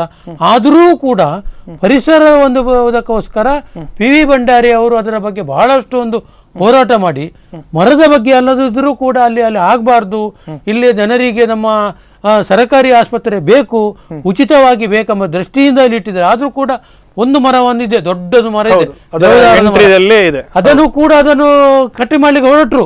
ಆದ್ರೂ ಕೂಡ ಇವರು PV ಭಂಡಾರಿ ಅವರ ನೇತೃತ್ವದಲ್ಲಿ ಬಿಡ್ಲಿಲ್ಲ, ಅದೊಂದು ಮಾತ್ರ ಅಲ್ಲಿ ಉಳಿದಿದೆ. ಆದ್ರೂ ಏನು ಒಂದು ನಮ್ಮ ಸಿದ್ದರಾಮಯ್ಯನವರು ಮಾನ್ಯ ಮುಖ್ಯಮಂತ್ರಿ, ಈಗ ನಮ್ಮ ಮಾಜಿ ಮುಖ್ಯಮಂತ್ರಿ ಅವರು ಉದ್ಘಾಟನೆ ಎಂಬುದೇ ಒಂದು ಗಿಡ ನೆಟ್ಟು ಉದ್ಘಾಟನೆ ಎಂಬುದು ಮಾಡಿದ ಯಾಕೆ, ಸಾಂಕೇತಿಕ ಮಾಡಿದ ಯಾಕಂತ ಹೇಳಿದ್ರೆ ಆ ಜಾಗದಲ್ಲಿ ಅವರು ಕಟ್ಟಡ ಕಟ್ಟಲಿಕ್ಕೆ ಉದ್ಘಾಟನೆ ಮಾಡ್ಲಿಕ್ಕೆ ಆಗುದಿಲ್ಲ, ಗಿಡವನ್ನು ನೆಟ್ಟು ಉದ್ಘಾಟನೆ ಮಾಡುವ ಎಂಬ ದೃಷ್ಟಿಯಿಂದ ಮಾಡಿದಷ್ಟೇ. ಆ ಗಿಡ ಇದೆಯಾ ಈಗ? ಆ ಗಿಡ ಎಲ್ಲುಂಟು ಈಗ? ಅಲ್ಲಿ ಗಿಡ ಬಿಟ್ಟು ಎಂತದಿಲ್ಲ, ಅಲ್ಲಿ ಈಗ ಕರ್ಮ ಎಂತದಿಲ್ಲ. ಈಗ ಅದು ದೊಡ್ಡ ಒಂದು ಮರ ಬಿಟ್ರೆ ಬೇರೆ ಯಾವುದೂ ಇಲ್ಲ. ಅದಕ್ಕೋಸ್ಕರ ಇವಾಗ ನಾವು ಏನಂತ ಮಾಡಿದ್ದೇವೆ ಅಂತ ಹೇಳಿದ್ರೆ, ಈ ಕಡೆ ಇರುವಂತ ಒಂದು ಅವರ ಜಾಗ ಇದೆ, ಅದಕ್ಕೆ ಸಂಬಂಧಪಟ್ಟ ಕೊಟ್ಟದ್ದು, ಅದರಲ್ಲಿ ಕೂಡ ಗಿಡ ಇದೆ. ಅದಕ್ಕೆ ನಾವು ಈಗ ಮನವಿ ಕೊಟ್ಟಿದ್ದೇವೆ, ಇಲ್ಲಿ ಈ ಜಾಗದಲ್ಲಿ ಮರ ಇಷ್ಟಿಂತಿಷ್ಟು ಮರಗಳಿವೆ, ನೇರಳೆ ಮರ, ಅರಳಿ ಮರ, ಎಲ್ಲ ತುಂಬಾ ಮರಗಳಿವೆ, ಅದನ್ನು ತೆಗಿಬಾರ್ದು ಎಂಬ ದೃಷ್ಟಿಯಿಂದ ನಾವು ಅದನ್ನು ಸರಕಾರಕ್ಕೆ ಮನವಿಯನ್ನು ಕೊಟ್ಟಿದ್ದೇವೆ. ಅದು ಯಾವ ರೀತಿಯನ್ನು ಕಾದು ನೋಡ್ಬೇಕು. ಮತ್ತೊಂದು ವಿಚಾರ ತಮ್ಮಲ್ಲಿ ಕೇಳಬೇಕು ಸರ್, ಈ ಗಿಡ ನೆಡುವ ವಿಷಯದಲ್ಲಿ ಕೇಳಬೇಕು. ಜೂನ್ 5 ವಿಶ್ವ ಪರಿಸರ ದಿನಾಚರಣೆಯನ್ನು ನಾವು ಆಚರಿಸ್ತಾ ಇದ್ದೇವೆ. ಈಗ ಹಲವಾರು ಸಂಘ ಸಂಸ್ಥೆ ವತಿಗಳಿಂದ, ಬ್ಯಾಂಕಿನ ವತಿಯಿಂದ, ಸರ್ಕಾರದ ವತಿಯಿಂದ ಹಲವಾರು ರೀತಿಯಲ್ಲಿ ಹೋಗಿರ್ತಾರೆ. ಈಗ ಎಲ್ಲಿ ತನಕ ಜನರಲ್ಲಿ ಕ್ರೇಜ್ ಬರ್ತಿದೆ ಅಂತ ಹೇಳಿದರೆ, ಜೂನ್ 5 ಬಂದ ಕೂಡಲೇ ನಾನೊಂದು ಗಿಡ ನೆಡೋದು, ಒಂದು ಸೆಲ್ಫಿ ತಗೊಳ್ಳೋದು, ಸಾಮಾಜಿಕ ಜಾಲತಾಣಗಳಲ್ಲಿ ಕಳಿಸೋದು, ನಾನೊಂದು ಗಿಡ ನೆಟ್ಟೆ. ಆ ಗಿಡ ನೆಟ್ಟ ನಂತರ ನನ್ನದು ಜವಾಬ್ದಾರಿ ಏನು, ಎಷ್ಟು ಗಿಡ ನೆಡ್ತಿದ್ದಾರೆ, ಅಲ್ಲ ನೆಟ್ಟವರು ಗಿಡವನ್ನು ಒಳ್ಳೆ ರೀತಿಯಲ್ಲಿ ಪೋಷಣೆ ಮಾಡಿ ಅದನ್ನು ಸಮಾಜಕ್ಕೆ ಕೊಡ್ತಾ ಇದ್ದಾರಾ? ತಾವೇನು ಹೇಳ್ತೀನಿ? ನೋಡಿ ಸರ್, ನಾನು ಸಾಧಾರಣ 2,000-3,000 ಗಿಡವನ್ನು ನಾನು ಅರಣ್ಯ ಇಲಾಖೆಯಿಂದ ಪಡ್ಕೊಂಡಿದ್ದೇನೆ. ಅದರಲ್ಲಿ ನಾನು ವೈಯಕ್ತಿಕವಾಗಿ ನಟ್ಟಂಥ ಗಿಡಗಳು ಸಾಧಾರಣ ಒಂದು 50-75 ಗಿಡಗಳಿವೆ. ಅದನ್ನು ನಾನು ಚಾಲೆಂಜ್ ಮಾಡಿ ತೋರಿಸ್ತೇನೆ, ನಾನು ಗಿಡ ಮಟ್ಟಿದ್ದೇನೆ, ನಾನು ಇವತ್ತು ಕೂಡ ನಾನು ಅಲ್ಲಿ ಹೋಗಿ ನೋಡಿ ಬರ್ತೇನೆ. ಇವತ್ತಿಗೆ ಯಾಕಂತ ಹೇಳಿದರೆ, ಈ ಹಿಂದೆ ಸರಕಾರದಿಂದ ಮಾಡಿದಂಥ ವನ ಮಹೋತ್ಸವ ಆಗಲಿ, ವಿಶ್ವ ಪರಿಸರ ದಿನಾಚರಣೆ ಏನು ಗಿಡ ನಟ್ಟಿದ್ದಾರೆ ಅದು ತೋರಿಸಲಿ ಅವರು. ಇವಾಗ ಪತ್ರಿಕೆಯಲ್ಲಿ ಬರ್ತದೆ ವನ ಮಹೋತ್ಸವ, ವಿಶ್ವ ಪರಿಸರ ದಿನಾಚರಣೆ, ಇಂತಿಷ್ಟು ಗಿಡಗಳನ್ನು ನಟ್ಟಿದ್ದೇವೆ, ಎಲ್ಲಿ ತೋರಿಸಲಿ ಅವರು. ಈ ವರ್ಷ ಗಿಡ ನಟ್ಟಂತ ಗಿಡವು ಬರುವ ವರ್ಷ ಇರುವುದಿಲ್ಲ. ಅದರಲ್ಲಿ ಕೆಲವು ಅರಣ್ಯ ಇಲಾಖೆಯವರು, ನಾವು ಸತ್ಯ ಇದ್ದದನ್ನು ಸತ್ಯ ಹೇಳ್ಬೇಕಾದ್ರೆ, ಅರಣ್ಯ ಇಲಾಖೆಯವರು ಕೆಲವು ಗಿಡ ನಟ್ಟಿದ್ದಾರೆ, ಅದನ್ನು ಕೂಡ ಬೇಲಿ ಹಾಕಿ ನಟ್ಟಿದ್ದಾರೆ. ಆದರೂ ಕೂಡ ಈ ಜನರು ಅದನ್ನು ಬೆಂಕಿ ಕೊಟ್ಟು ಸಾಯಿಸಿದ್ದಾರೆ. ಅವ್ರು ಹೇಳ್ತಾರೆ, ಒಂದು ಹೇಳಿದ ಮರ ಉದ್ಯಾವರ ಪರಿಸರದಲ್ಲಿ ಒಂದು ನಾವು ಅವ್ರು ನಟ್ಟಿದ್ದೇವೆ ಸರ್, ಒಂದು ಅವರ ರಕ್ಷಣೆಗೋಸ್ಕರ ಅವರ ಜಾಗ ಬೇಕು ಎಂಬ ದೃಷ್ಟಿಯಿಂದ ಅದನ್ನು ಕೆಡವುತ್ತಿದ್ದಾರೆ, ಒಂದು ಸ್ವಲ್ಪ ಮಾಡಿ. ಅಲ್ಲದೆ ಪುನಃ 2 ತಿಂಗಳಿಂದ ಬಟ್ಟು ಅದಕ್ಕೆ ಪುನಃ ಬುಡ ಬೂಡಿಸಿ ಎಲ್ಲ ಮಾಡ್ತಿದ್ದಾರೆ. ಈಗ ಅರಣ್ಯ ಇಲಾಖೆಯವರು ನಾವು ಯಾಕಂತ ನಾವು ನೋಡಿರ್ತಾರೆ, ಯಾಕಂತ ನಮ್ಗೆ ಅವರು ಅವರ ರಕ್ಷಣೆಗೆ ನಾವು ಹೇಳುದಲ್ಲ, ನಾವು ಮಾಡಿದಂಥದ್ದನ್ನು ಹೇಳಬೇಕು. ಬೇರೆ ಸರ್ಕಾರದಿಂದ ಮಾಡಿದಂಥದ್ದು ಏನು ವನ ಮಹೋತ್ಸವ ಇಷ್ಟು ವರ್ಷದಿಂದ ಮಾಡ್ತಿರ್ಲಿಲ್ವ? ಇಷ್ಟುವರೆಗೆ ಮಾಡ್ತಿದ್ದದ್ದು ಇಲ್ಲಿ ಇರ್ತಿದ್ರೆ ಹಣ್ಣು ಬಿಡ್ತಿತ್ತು ಗಿಡಗಳು. ಅಲ್ಲ, ಹಣ್ಣು ಅಲ್ಲ, ಇಲ್ಲಿ ಮನೆ ಜಾಗವೇ ಇಲ್ಲ, ಯಾವ್ದು ಬಿಲ್ಡಿಂಗ್ ಕಟ್ಟಲಿಕ್ಕೆಲ್ಲ ಯಾವ್ದು ಜಾಗವಿಲ್ಲ. ನೋಡವ್ರು ಅದು ಮಾಡುದಿಲ್ಲ, ಖಾಲಿ ಕಾಟಾಚಾರಕ್ಕೆ. ಇವತ್ತು ವನ ಮಹೋತ್ಸವ ಬರ್ತಾರೆ, ಗಿಡ ನಡ್ತಾರೆ, ನೀರು ಹಾಕ್ತಾರೆ, ಹೋಗ್ತಾರೆ. ಅದ ನಂತರ ನಾಯೇ ಮೂತ್ರ ಮಾಡ್ಬೇಕು ಅದಕ್ಕೆ, ಮತ್ತೆ ಏನಿಲ್ಲ, ನೀರು ಹಾಕೋರು ಅಷ್ಟೇ. ಹಾಗಿರುವಾಗ ಅದನ್ನು ನಾವು ಇನ್ನು ಮುಂದೆ ನಾವು ಅದರ ಬಗ್ಗೆ ಎಲ್ಲಿ ವನ ಮಹೋತ್ಸವ ಮಾಡ್ತಾರೆ ಅದನ್ನು ನಾವು ಐಡೆಂಟಿಫೈ ಮಾಡಿ ಅದನ್ನು ನಿಮಗೆ ನಿಮ್ಮ ಇದಕ್ಕೆ ನಾನು ತೋರಿಸಿಕೊಡ್ತೇನೆ. ಮತ್ತೆ ಸರ್, ಈಗ ವನ ಮಹೋತ್ಸವ ಅಂತ ಹೇಳ್ಬೋದು, ಅರಣ್ಯ ನಾಶ ಇರ್ಬೋದು. ಅರಣ್ಯ ನಾಶ ನೀವು ಹೇಳಿದಾಗೆ ಒಂದು ರೀತಿಯಲ್ಲಿ ನಮಗೆ ಇದು ಮರ ಅಥವಾ ಗಿಡ ನಮ್ಮ ಮುಂದಿನ ದಿನಗಳಿಗೆ ನಮಗೆ ಮಾರಕವಾಗ್ತದೋ ಅಂತೇಳಿ ಆ ಚಿಗುರಿನಲ್ಲೇ ಚಿವುಟೋದು. ಮತ್ತೊಂದು ಹೇಳಬೇಕಾದ್ರೆ, ಇದರಿಂದ ನನಗೆ ತೊಂದರೆ, ನನ್ನ ಜಾಗಕ್ಕೆ ತೊಂದರೆ, ಆ ರೀತಿಯಿಂದ ಅಲ್ಲನ್ನು ಕತ್ತರಿಸಿ ಬಿಸಾಡೋದು, ಅಥವಾ ನಾನು ಅದಕ್ಕೆ ಪ್ರೋತ್ಸಾಹವೇ ನೀಡುವುದಿಲ್ಲ. ಇಂಥದ್ದೆಲ್ಲ ಒಂದು ಮನಸ್ಥಿತಿ ಇರಬೇಕಾದ್ರೆ ನಾವು ಯಾವ ರೀತಿ ಜನರಲ್ಲಿ ಅರಿವು ಮೂಡಿಸ್ಬೋದು ಅಂತ ಹೇಳಿ. ಯಾಕಂತ ಹೇಳಿದ್ರೆ ಅರಣ್ಯ ಇಲಾಖೆಯವರು ನೆಟ್ಟಂಥ ಗಿಡವನ್ನು ಅವರೇ ನಾಗರಿಕರೇ ತೆಗೆದು ಬಿಸಾಡ್ತಿದ್ದಾರೆ ಅಂತ ಹೇಳೋ ಮುಖಾಂತರ ಏನು ಕಾದು ಕೂತ್ಕೊಳ್ಬೋದು? ಅದೇ ಇದರಲ್ಲಿ ನಾವಾಗಿಯೇ ನಾವು ಅದನ್ನು ಚಿಂತನೆ ಮಾಡಬೇಕಾಗ್ತದೆ. ಯಾಕಂತ ಹೇಳಿದ್ರೆ ಈ ಕೆಲವು ಗಿಡಗಳು ಚೂಟಿ ತೆಗೆದ್ರೆ ಕೆಲವು ಗಿಡಗಳು ಬೆಳಿತವೆ. ಈ ತುಳಸಿ ಈಗ ರಥಬೀದಿಯಲ್ಲಿ ತುಳಸಿ ವನ ಮಾಡಿದ್ದಾರೆ. ಅದು ಚೂಟಿದರೆ ಮಾತ್ರ ಅದಕ್ಕೆ ಪುನಃ ಹೊಡಿತದೆ, ಅದು ಬೇಕಾಗ್ತದೆ. ಕೆಲವು ಗಿಡಗಳು ಚೂಟಿದ್ರೆ ಅಲ್ಲಿ ಸತ್ತು ಹೋಗ್ತದೆ. ಹಾಗಿರುವಾಗ ಅಂಥ ಇದನ್ನೆಲ್ಲ ನಾವೆಲ್ಲ ಈ ಅರಣ್ಯ ಇಲಾಖೆಯವರು ಅಂಥ ಜಾಗದಲ್ಲಿ ಅದನ್ನು ನೆಡಬೇಕು. ಈಗ ನೋಡಿ ಹೈವೇಗಳೇ ಹಾಕಿದ್ದಾರೆ, ಮತ್ತೆ ಇದೆಲ್ಲ ಫುಲ್ಲು ಯಾರು ನವಯುಗ ಅವರಿಗೆ ಹಾಕಿದ್ದಾರೆ. ಅದಕ್ಕೆ ಪ್ರೊಸೀಜರ್ ಇಲ್ಲ. ಈಗ ಮರ ಒಂದು ಬೆಳೆಯುವ ಮರ ಎಷ್ಟು ವಿಸ್ತೀರ್ಣದಲ್ಲಿ ಬೆಳೀತದೆ, ಎಷ್ಟು ಜಾಗ ಬೇಕು ಅದನ್ನ ನಡಲಿಲ್ಲ. ಅವರಿಗೆ ಇವರು ಹಾಕಿದಂತ ಹೂವಿನ ಗಿಡಗಳು ಜಾಸ್ತಿ, ಹೂವಿನ ಗಿಡ ಮತ್ತೆ ಇದು ಯಾವುದು ಆಲದ ಮರ. ಅದೆಲ್ಲ ಆಲದ ಮರ ಅಂದ್ರೆ ಬೃಹತ್ ಅದಕ್ಕೆ ಜಾಗ ಬೇಕು, ಅದಕ್ಕೆ ಅಂತಿಷ್ಟೇ ಜಾಗ ಬೇಕು. ಅದಿಲ್ಲ. ಅವರಿಗೆ ಏನು ಕಾಂಟ್ರಾಕ್ಟ್ ಕೊಟ್ಟಿದ್ದಾರೆ, ನೀವು ಹೈವೇಲಿ ಇಂತಿಷ್ಟು ಗಿಡ ಮರಗಳು ನೆಡಬೇಕು, ನೆಡ್ತಾರೆ ಅಷ್ಟೇ, ಮುಗಿತು. ಅದನ್ನು ಪರಿಶೀಲನೆ ಮಾಡುವವರು ಯಾರು? ಅದು ಮಾಡುವಂತವ್ರು ಬೇಕು. ಅವರಿಗೆ ಅಗತ್ಯ ಇಲ್ಲ. ಅವರಿಗೆ ನಾವು ನಮಗೆ ಒಂದು ಆಲದ ಮರ ಬೇಕಿತ್ತು ಈ ಆಟಿ ಅಮಾವಾಸ್ಯೆಗೆ, ನಮಗೆ ಈ ಪಾಲದ ಗೆತ್ತೆ ಅಂತೆಲ್ಲ ನಾವು ಬೇಕಂತ ಹೇಳಿ ನಾವು ಆಲದ ಒಂದು ಗಿಡವನ್ನು ಹುಡುಕ್ಬೇಕಂತ ನನಗೆ ಬಹಳ ಕಷ್ಟ ಆಯ್ತು. ಅಲ್ಲಿತ್ತು ಅವರದ್ದು ಯಾರದು ನವಯುಗದವರದ್ದು ಬಾರ್ಕೂರಲ್ಲಿ ಎಲ್ಲ ಉಂಟು ಅವ್ರದ್ದು. ನಾನು ಅವ್ರ ಹತ್ರ ಕೇಳಲಿಕ್ಕೆ ನನಗೆ ಅಗತ್ಯ ಇಲ್ಲ, ಅವರ ಕಂಪನಿ ಅದು. ನಮಗೆ ಅವರ ಹತ್ರ ಕೇಳಿ ನೆಟ್ಟು ನನಗೆ ಅಗತ್ಯ ಇಲ್ಲ. ನನಗೆ ಪ್ರೈವೇಟ್ ಆಗಿ ನನಗೆ ಬೇಕು ಆಲದ ಮರವನ್ನು ನೆಟ್ಟು. ಯಾಕಂದ್ರೆ ಅದು ಅಮಾವಾಸ್ಯೆ ಆಟಿ ಅಮಾವಾಸ್ಯೆ ಒಂದೇ ಸಾರಿ ಅದರದ್ದು ಪಾಲದ ಕೆತ್ತೆ ಅದು ಕಷಾಯ ಅಂತ ಹೇಳಿ ಅದೊಂದು ಬಹಳ ಒಂದು ಪವಿತ್ರವಾದಂಥ ಒಂದು ಸಂಪ್ರದಾಯ ರಸ. ಹಾಗಿರುವಾಗ ಅದು ನೆಟ್ಟು ಅದನ್ನು ನಾನು ಮಾಡಬೇಕು ಅಂತ ಮಾಡುವ ಅದು ಇಲ್ಲಿತ್ತು. ಎಲ್ಲಿ BR ಶೆಟ್ಟಿ ತಗೊಂಡಂಥ ಜಾಗದಲ್ಲಿ ದೊಡ್ಡ ಮರ ಇತ್ತು, ಅದರಲ್ಲಿ ಸಾವಿರಾರು ಜನರು ಬಂದು ಅದರ ಕೆತ್ತೆಯನ್ನು ತಗೊಂಡು ಅದನ್ನು ಕಡಿದು ಬಿಸಾಡಿದ್ದಾರೆ. ಇಲ್ಲ, ಅದು ರಸ್ತೆ ಬದಿಯಲ್ಲಿ ಇತ್ತು, ಆದರೂ ಕೂಡ ಅದನ್ನು ಬೀಳುವಂಥ ಪರಿಸ್ಥಿತಿ ಇಲ್ಲ, ಆದರೂ ಕರೆದು ಅದು ಅಷ್ಟು ಇದಿಲ್ಲ. ಆಗಿರುವಾಗ ನಾನೊಂದು ಪಾಲದ ಕೆತ್ತೆ ಮರ ಬೇಕಂತೇಳಿ ನಡಬೇಕಂತೇಳಿ ಒಂದು ನಂದೆ ಸಣ್ಣದು ಒಂದು, ಅದು ಬೇರು ತುಂಬ ಅದು ಡೀಪ್ ಹೋಗ್ತದೆ. ಅದು ಎಲ್ಲಿ ನಿಮ್ಮ ಪಾದಕಾಲು ಇರಲಿಕ್ಕೆ ಅದು ಬೆಳೆದು ಬರ್ತದೆ. ಅದು ನಡಬೇಕು ಅಂತೇಳಿ ಮಾಡುವಾಗ ನನಗೆ ಅದು ಸಾಧ್ಯ ಆಗಲಿಲ್ಲ. ಯಾಕಂತೇಳಿ ಇದೆ ಹೈವೇಲಿದೆ, ನನಗೆ ಬೇಕಾದ ನಗರ ಪ್ರದೇಶದಲ್ಲಿ ಇಂಥ ಒಂದು ಅವಕಾಶ ಬೇಕು. ಜನರಿಗೆ ಒಂದು ಈ ಹಾಳೆ ಒಂದು ಮರ ಇರುವಾಗ ಅದರದ ಒಂದು ಅಂಶವನ್ನು ಜನರಿಗೆ ಅದು ಒಂದು ವರ್ಷಕ್ಕೆ ಒಮ್ಮೆ ಸಿಗುವಂಥ ಒಂದು ಅದರದ ನೀರು ರಸ ಅದು ಬೇಕೆಂಬ ದೃಷ್ಟಿಯಿಂದ ನಾನು ಅದನ್ನು ಹಮ್ಮಿಕೊಂಡಿದ್ದೆ. ನನ್ನ ಹತ್ರ ಆಗಲಿಲ್ಲ, ಅದನ್ನು ನೋಡಬೇಕು. ಇದು ತಂದಿದ್ದೆ, ಅದನ್ನು ನನಗೆ ಹಾಕಲಿಕ್ಕೆ ಜಾಗ ಸಿಗದ ಕಾರಣ ಸ್ವಲ್ಪ ತೊಂದರೆ ಆಗಿದೆ ಅಷ್ಟೇ. ಮತ್ತೊಂದು ಗಮನಿಸಬೇಕಾದ್ರೆ ಸರ್, ಮುಂಚೆ ನಮಗೆ ಗ್ಯಾಸ್ಗಳ ಬಳಕೆ ತುಂಬಾ ಕಮ್ಮಿ ಇತ್ತು. ಉರುವಲಿಗೋಸ್ಕರ, ಬೆಂಕಿಗೋಸ್ಕರ ಮಾನವ ಅದರ ಮರ ಕಡಿದೆ ಒಣಗಿಸಿಯ ಅಥವಾ ಕಾಡಿನಲ್ಲಿ ಬಿದ್ದಂಥ ಒಂದು ಕಟ್ಟಿಗೆ ತಗೊಂಡು ಬಂದ ಒಂದು ಅಡಿಗೆ ಮಾಡುವಂಥ ಸಂಪ್ರದಾಯ ಇತ್ತು, ಒಲೆಗಳದ್ದಿತ್ತು. ಈಗಿನ ಕಾಲದಲ್ಲಿ ಒಲೆಗಳು ಮಾಯವಾಗಿದೆ, ಕಟ್ಟಿಗೆಯ ಬಳಕೆ ಅಂತೂ ತುಂಬ ಕಮ್ಮಿ ಆಗಿದೆ. ಎಲ್ಲಿ ಏನಿದ್ರು ಗ್ಯಾಸ್ ಬಂದಿದೆ.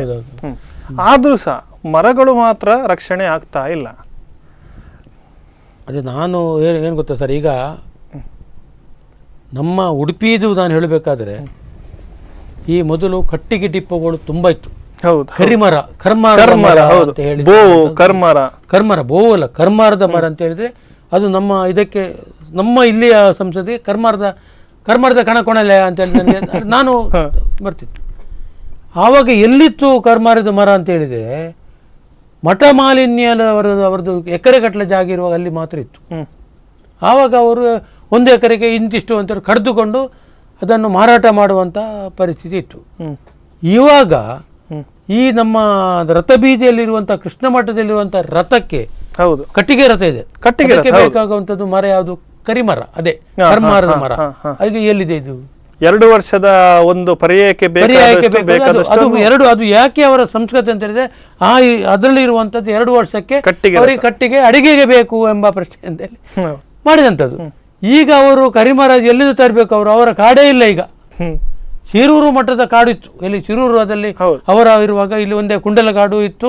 ಅದು ಕುಂಡಲಗಾಡು ಬಿಟ್ಟದ್ದು ಅದಕ್ಕೆ ಈ ಮಠ ಈ ಪರ್ಯಾಯದ ಸಮಯದಲ್ಲಿ ಮರ ಇದನ್ನು ಇದು ಮಾಡಿ ಅದಕ್ಕೆ ಅದು ಮರ ಅಂತೇಳಿ ಪ್ರಶ್ನೆ ಅಲ್ಲ, ಮಠಕ್ಕೆ ಸಂಬಂಧಪಟ್ಟದಕ್ಕೆ ಬಿಟ್ಟದ್ದು.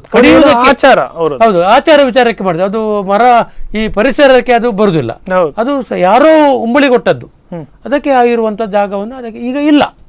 ಈಗ ಅವರು ಅವರ ಪರ್ಯಾಯದಲ್ಲಿ ಅವರು ಶಿರೂರು ಅಲ್ಲಿಂದ ತಂದು ಈಗ ಮಾಡಿದ್ದಾರೆ. ಇನ್ನೂ ಎಲ್ಲಿಂದ ತರ್ತಾರೆ ಅಂದರೆ ಕಾದು ನೋಡ್ಬೇಕಾಗ್ತದೆ. ಇಲ್ಲ, ಕಾಡು ಇಲ್ಲ, ಎಂಥದಿಲ್ಲ, ಎಲ್ಲ ನಾಡಾಗ್ಬಿಟ್ಟಿದೆ. ಈಚೆಯಿಂದ ಆಚಾರ ಸಂಸ್ಕೃತಿ ಎಂಥದಿಲ್ಲ. ಇನ್ನು ಇನ್ನು ಅದ್ರ ಫೋಟೋ ಇಡ್ಬೇಕಷ್ಟೇ. ಇಲ್ಲ, ಸಿಗುದಿಲ್ಲ. ಒಂದು ಸಲ ಹಾಕಿ ಮತ್ತೆ ತೆಗೆಯುವಾಗ ಇಲ್ಲ. ಹಾಗಿರುವಾಗ ಕೆಲವು ಎಲ್ಲ ಸಂಸ್ಕೃತಿಯನ್ನು ನಾವು ಹೇಳಿದರೆ ಅವರಿಗೆ ಬೇಸರ ಆಗ್ಬೋದು, ಅಥವಾ ಒಂದು ಇವನು ವಿರೋಧ ಮಾಡ್ತಾನೆ ಅಂತ ಹೇಳ್ಬೋದು. ಅದಕ್ಕೆ ನಾವು ಹೆಚ್ಚು ಒತ್ತು ಕೊಡೋದು. ಹೌದು.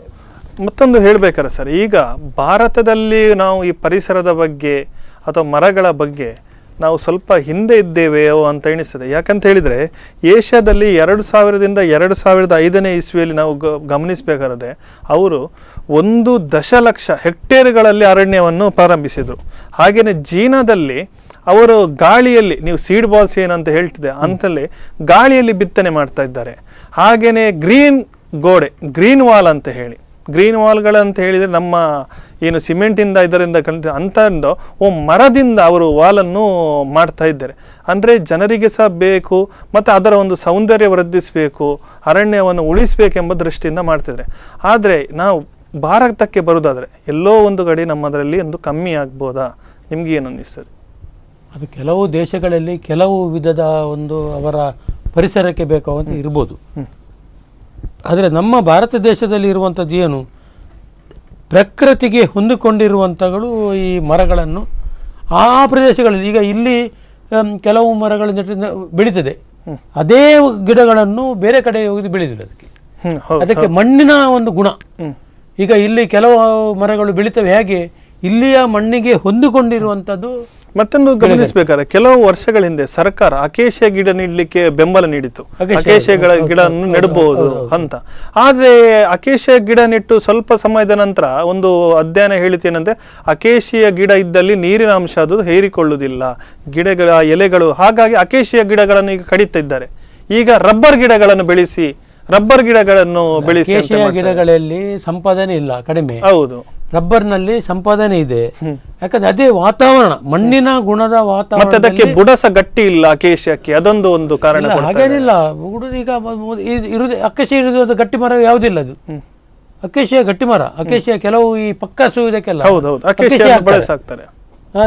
ಇದೆಲ್ಲ ಬೇಕಾಗಿಲ್ಲ, ಬೋವಿಗೆ ಬೇಕಾಗಿಲ್ಲ, ಅಕೇಶಿಯ ಕೆಲವು ಹಾಕ್ತಾರೆ. ಅದೇ ಏನು ಅದಕ್ಕೆ ಗಟ್ಟಿಲ್ಲದೆ ಅವರು ನಟ್ಟಿದಾರಾ? ಅವರು ಕೆಲವರು ಹೇಳ್ತಾರೆ ಇದು ಸರಿ ಇಲ್ಲ. ಈಗ ಒಂದು ಮನುಷ್ಯ ಅವನು ಸರಿ ಇಲ್ಲ ಅಂತ ಹೇಳಿದ್ರೆ ಮುಗಿತಲಿ. ಯಾರೋ ಒಂದು ದೊಡ್ಡ ವ್ಯಕ್ತಿ, ಈಗ ನನ್ನನ್ನೇ ಅವನು ಸರಿ ಇಲ್ಲ ಮನುಷ್ಯ ಅಂತೇಳಿ ಮುಗಿತಲಿ, ಯಾರೋ ಒಬ್ಬ ಹೇಳಿದ ಮುಗೀತು. ಅಲ್ಲ, ಯಾರೋ ಒಬ್ಬ ಮನುಷ್ಯ ಅಲ್ಲ, ಯಾವ ದೊಡ್ಡ ವ್ಯಕ್ತಿ, ಯಾವನು ಮನುಷ್ಯ ಸರಿ ಇಲ್ಲ ಅಂತ ಮುಗಿತು. ಹಾಗೆ ಅಕೇಶಿಯ ಅಂದ್ರೆ ಇದಕ್ಕೆ ಅವರು ಯಾರು ಅದು ಸರಿ ಇಲ್ಲ ರೀ, ಅದು ಏನು ಪ್ರಯೋಜನ ಇಲ್ಲ, ನೀವು ರಬ್ಬರ್ ಬೆಳೆಸಿ, ಅದ್ರಲ್ಲಿ ಇನ್ಕಮ್ ಉಂಟು. ಹಾಗೆಲ್ಲ ಒಂದು ರೀತಿಯ ಒಂದು ಇದ್ದಿರ್ಬೋದು. ಹಾಗೆ ನಮಗೆ ಕೆಲವು ವಿಷಯದಲ್ಲಿ ನಾವು ಅದರ ಬಗ್ಗೆ ಇನ್ನು ಹೌದು ಜನರಿಗೆ ಇದರದ್ದು ಒಂದು ಅರಿವು ಕೂಡ ಒಂದು ಕಮ್ಮಿ ಬೇಕು. ಯಾಕಂದ್ರೆ ನಾವು ಏನು ಸರ್, ನಮ್ದು ಸಾರ್ವಜನಿಕ ಸೇವೆ. ನಾವು ಮರ, ಗಿಡ, ಪ್ರಾಣಿ, ಪಕ್ಷಿ, ಮನುಷ್ಯ, ಹೆಣ, ಗಿಣ ಅಂತೇಳಿ ನಾವು ಎಲ್ಲವೂ ಒಂದು ಲೆಕ್ಕದಲ್ಲಿ ನಾವು ಹೋಗುವವರು. ಹಾಗೆ ಅವ್ರು ಯಾವುದು ಸಿಗ್ತದೆ ಅದನ್ನು ಬಿಡುದಿಲ್ಲ ಅಷ್ಟೇ. ಆ ಹೊತ್ತಿಗೆ ಏನು ನಾವು ಬಿಡುವುದೇ ಇಲ್ಲ. ಈಗ ಅದಕ್ಕೆ ನನಗೆ ಮರಕ್ಕೆ ಮೊನ್ನೆ ಜನ ಸಿಗಲಿಲ್ಲ, ಇಲ್ಲದ್ರೆ ನಾನು ಯಾರಂತ ಹೇಳಿದ್ರೆ ಅದು ಯಾರು ಹೇಳುದಿಲ್ಲ. ಯಾಕಂತ ಹೇಳಿದ್ರೆ ನಾವು ಮನೆಯವರು ಹತ್ತಿರದವ್ರು ಯಾಕೆ ನಿಷ್ಠುರಾಗಬೇಕು, ನೀರೊಂದು ಕೊಟ್ಟಿದ್ದಾರೆ ನನಗೆ ಸಂತೋಷ ಅಷ್ಟೇ. ಮತ್ತೆ ಮಠದಿಂದ ಹೋಗಿ ನಾನು ಗೊಬ್ಬರ ಎಲ್ಲ ಹಾಕಿ ನಾನು ಅದು ನನ್ನ ಲೆಕ್ಕ ಪ್ರಕಾರ ಅದು ಜೀವ ಆಗ್ತದೆ. ಅದರ ಬಗ್ಗೆ ಮತ್ತೆ ಚಿಂತನೆ ಮಾಡಬೇಕಾಗ್ತದೆ. ಓಕೆ ಸರ್, ಈಗ ಕಾರ್ಯಕ್ರಮದ ಕೊನೆ ಘಟ್ಟದಲ್ಲಿದ್ದೇವೆ, ಏನು ಹೇಳಲಿಕ್ಕೆ ಇಷ್ಟಪಡ್ತೀವಿ? ಈಗ ನಾನು ಹೇಳೋದಿಷ್ಟೇ, ಜನರು ಗಿಡ ಮರಗಳನ್ನು ನೆಡಿ, ವಾತಾವರಣ ಒಂದು ವ್ಯವಸ್ಥಿತವಾಗಿ ಹೊಂದಿರುವಂಥ ಹವೆಯೇ ಬರಲಿ. ಇಂಥ ಮರಗಳು ಇದ್ದರೆ ಕಡಿಯುವಂಥ ಪ್ರಯತ್ನ ಮಾಡಬೇಡಿ. ಕಡಿಯುವಂಥ ಪ್ರಯತ್ನ ಮಾಡದಿದ್ದರೂ ಕೂಡ ಇಂಥ ಒಂದು ಘಟನೆಗೆ ನೀವು ಯಾರು ಇದಕ್ಕೆ ಕೈ ಹಾಕಬೇಡಿ. ಯಾಕಂತ ಹೇಳಿದರೆ ವಾತಾವರಣ ಚೆನ್ನಾಗಿರಬೇಕು. ಮನೆ ಹತ್ತಿರ ಇದ್ದರೂ ಕೂಡ ಬೇಕಾಗುವಂಥ ನಿಮಗೆ ಅದರಲ್ಲಿರುವಂಥ ನೀವು ಊಟ ಏನು ಮಾಡ್ತೀರಿ, ತಿಂಡಿ ಏನು ಮಾಡ್ತೀರಿ, ಅದು ನಿಮಗೆ ಅಗತ್ಯ ಅಲ್ಲ. ಮರದಲ್ಲಿ ಬರುವಂಥ ನಿಮಗೆ ಅದರ ಏನು ಅಂಶ ಇದೆ ಅದನ್ನು ನೀವು ನಿಮ್ಮ ಆರೋಗ್ಯಕ್ಕೆ ಒಳ್ಳೆಯದು ಇದೆ, ಇಂಥದಕ್ಕೆ ಈ ಕೆಲಸಕ್ಕೆ ಕೈ ಹಾಕಬೇಡ ಅಂತ ನಾನು ಹೇಳಿಕೆ ಬಯಸ್ತೇನೆ. ಓಕೆ ನಿತ್ಯಾನಂದ ಒಳಕಾಡೋರೆ, ಇಷ್ಟೊತ್ತು ನಮ್ಮೊಂದಿಗೆ ಬಂದು ನಿಮ್ಮ ಅನುಭವ ಜೊತೆಗೆ ಅನಿಸಿಕೆಯನ್ನು ತುಂಬ ಚೆನ್ನಾಗಿ ನಮ್ಮೊಂದಿಗೆ ವರ್ಣಿಸಿದ್ದೀರಿ. ತಮಗೆ ಕಾರ್ಯಕ್ರಮಕ್ಕೆ ಭಾಗವಹಿಸಲಿಕ್ಕೆ ತುಂಬ ಧನ್ಯವಾದ ಕೊಡ್ತೀನಿ. ನೋಡಿದ್ರಲ್ಲ ವೀಕ್ಷಕರೇ, ಇಷ್ಟೊತ್ತಿಗೆ ಪರಿಸರ ಉಳಿಸಿ ಎಂಬ ಕಾರ್ಯಕ್ರಮದಲ್ಲಿ ಮರದ ಬಗ್ಗೆ, ಪರಿಸರದ ಬಗ್ಗೆ ತಮ್ಮ ಅತಿಥಿಗಳು ತುಂಬಾ ಒಂದು ಉತ್ತಮವಾದಂಥ ಮಾಹಿತಿಯನ್ನು ನೀಡಿದರು. ಅದರ ಜೊತೆಗೆ ನಾವು ಉತ್ತಮ ಒಂದು ಮಾರ್ಗದಲ್ಲಿ ನಡೆದರೆ, ಅಂದರೆ ಪರಿಸರಗಳನ್ನು ಬೆಳೆಸುತ್ತಾ ಹೋದರೆ ನಮಗೆ ಎಷ್ಟು ಲಾಭ ಇದೆ ಅದರಿಂದ ಅಂತ ಹೇಳಿದರು. ಆದರೆ ಇವತ್ತು ನಡೆದಂಥ ಈ ಚರ್ಚೆಯಲ್ಲಿ ನಾವು ಹಲವಷ್ಟು ಸಾಕಷ್ಟು ಮಾಹಿತಿಗಳನ್ನು ನೀಡಿದ್ವಿ, ಚರ್ಚಿಸಿದ್ವಿ. ಆದರೆ ಈ ಮಾಹಿತಿಗಳನ್ನು ಇದರಲ್ಲಿ ನಿಲ್ಲಿಸ ಅನಿಸಿಕೆಗಳನ್ನು ಜನ ಯಾವ ರೀತಿಯಾಗಿ ತೆಗೆದುಕೊಳ್ತಾರೆ, ಮುಂದಿನ ಜನಗಳಿಗೆ ಅವರು ಪರಿಸರಕ್ಕೆ ಯಾವ ರೀತಿಯಾಗಿ ಕೊಡುಗೆಯನ್ನು ನೀಡ್ತಾರೆ ಎಂಬುದು ನೋಡ್ತಾ ಈ ಕಾರ್ಯಕ್ರಮವನ್ನು ಇಲ್ಲಿಗೆ ಮುಗಿಸ್ತಾ ಇದ್ದೇನೆ. ನಿರಂತರ ಸುದ್ದಿಗಾಗಿ ನೋಡ್ತಾ ಇರಿ ಸ್ಪಂದನ.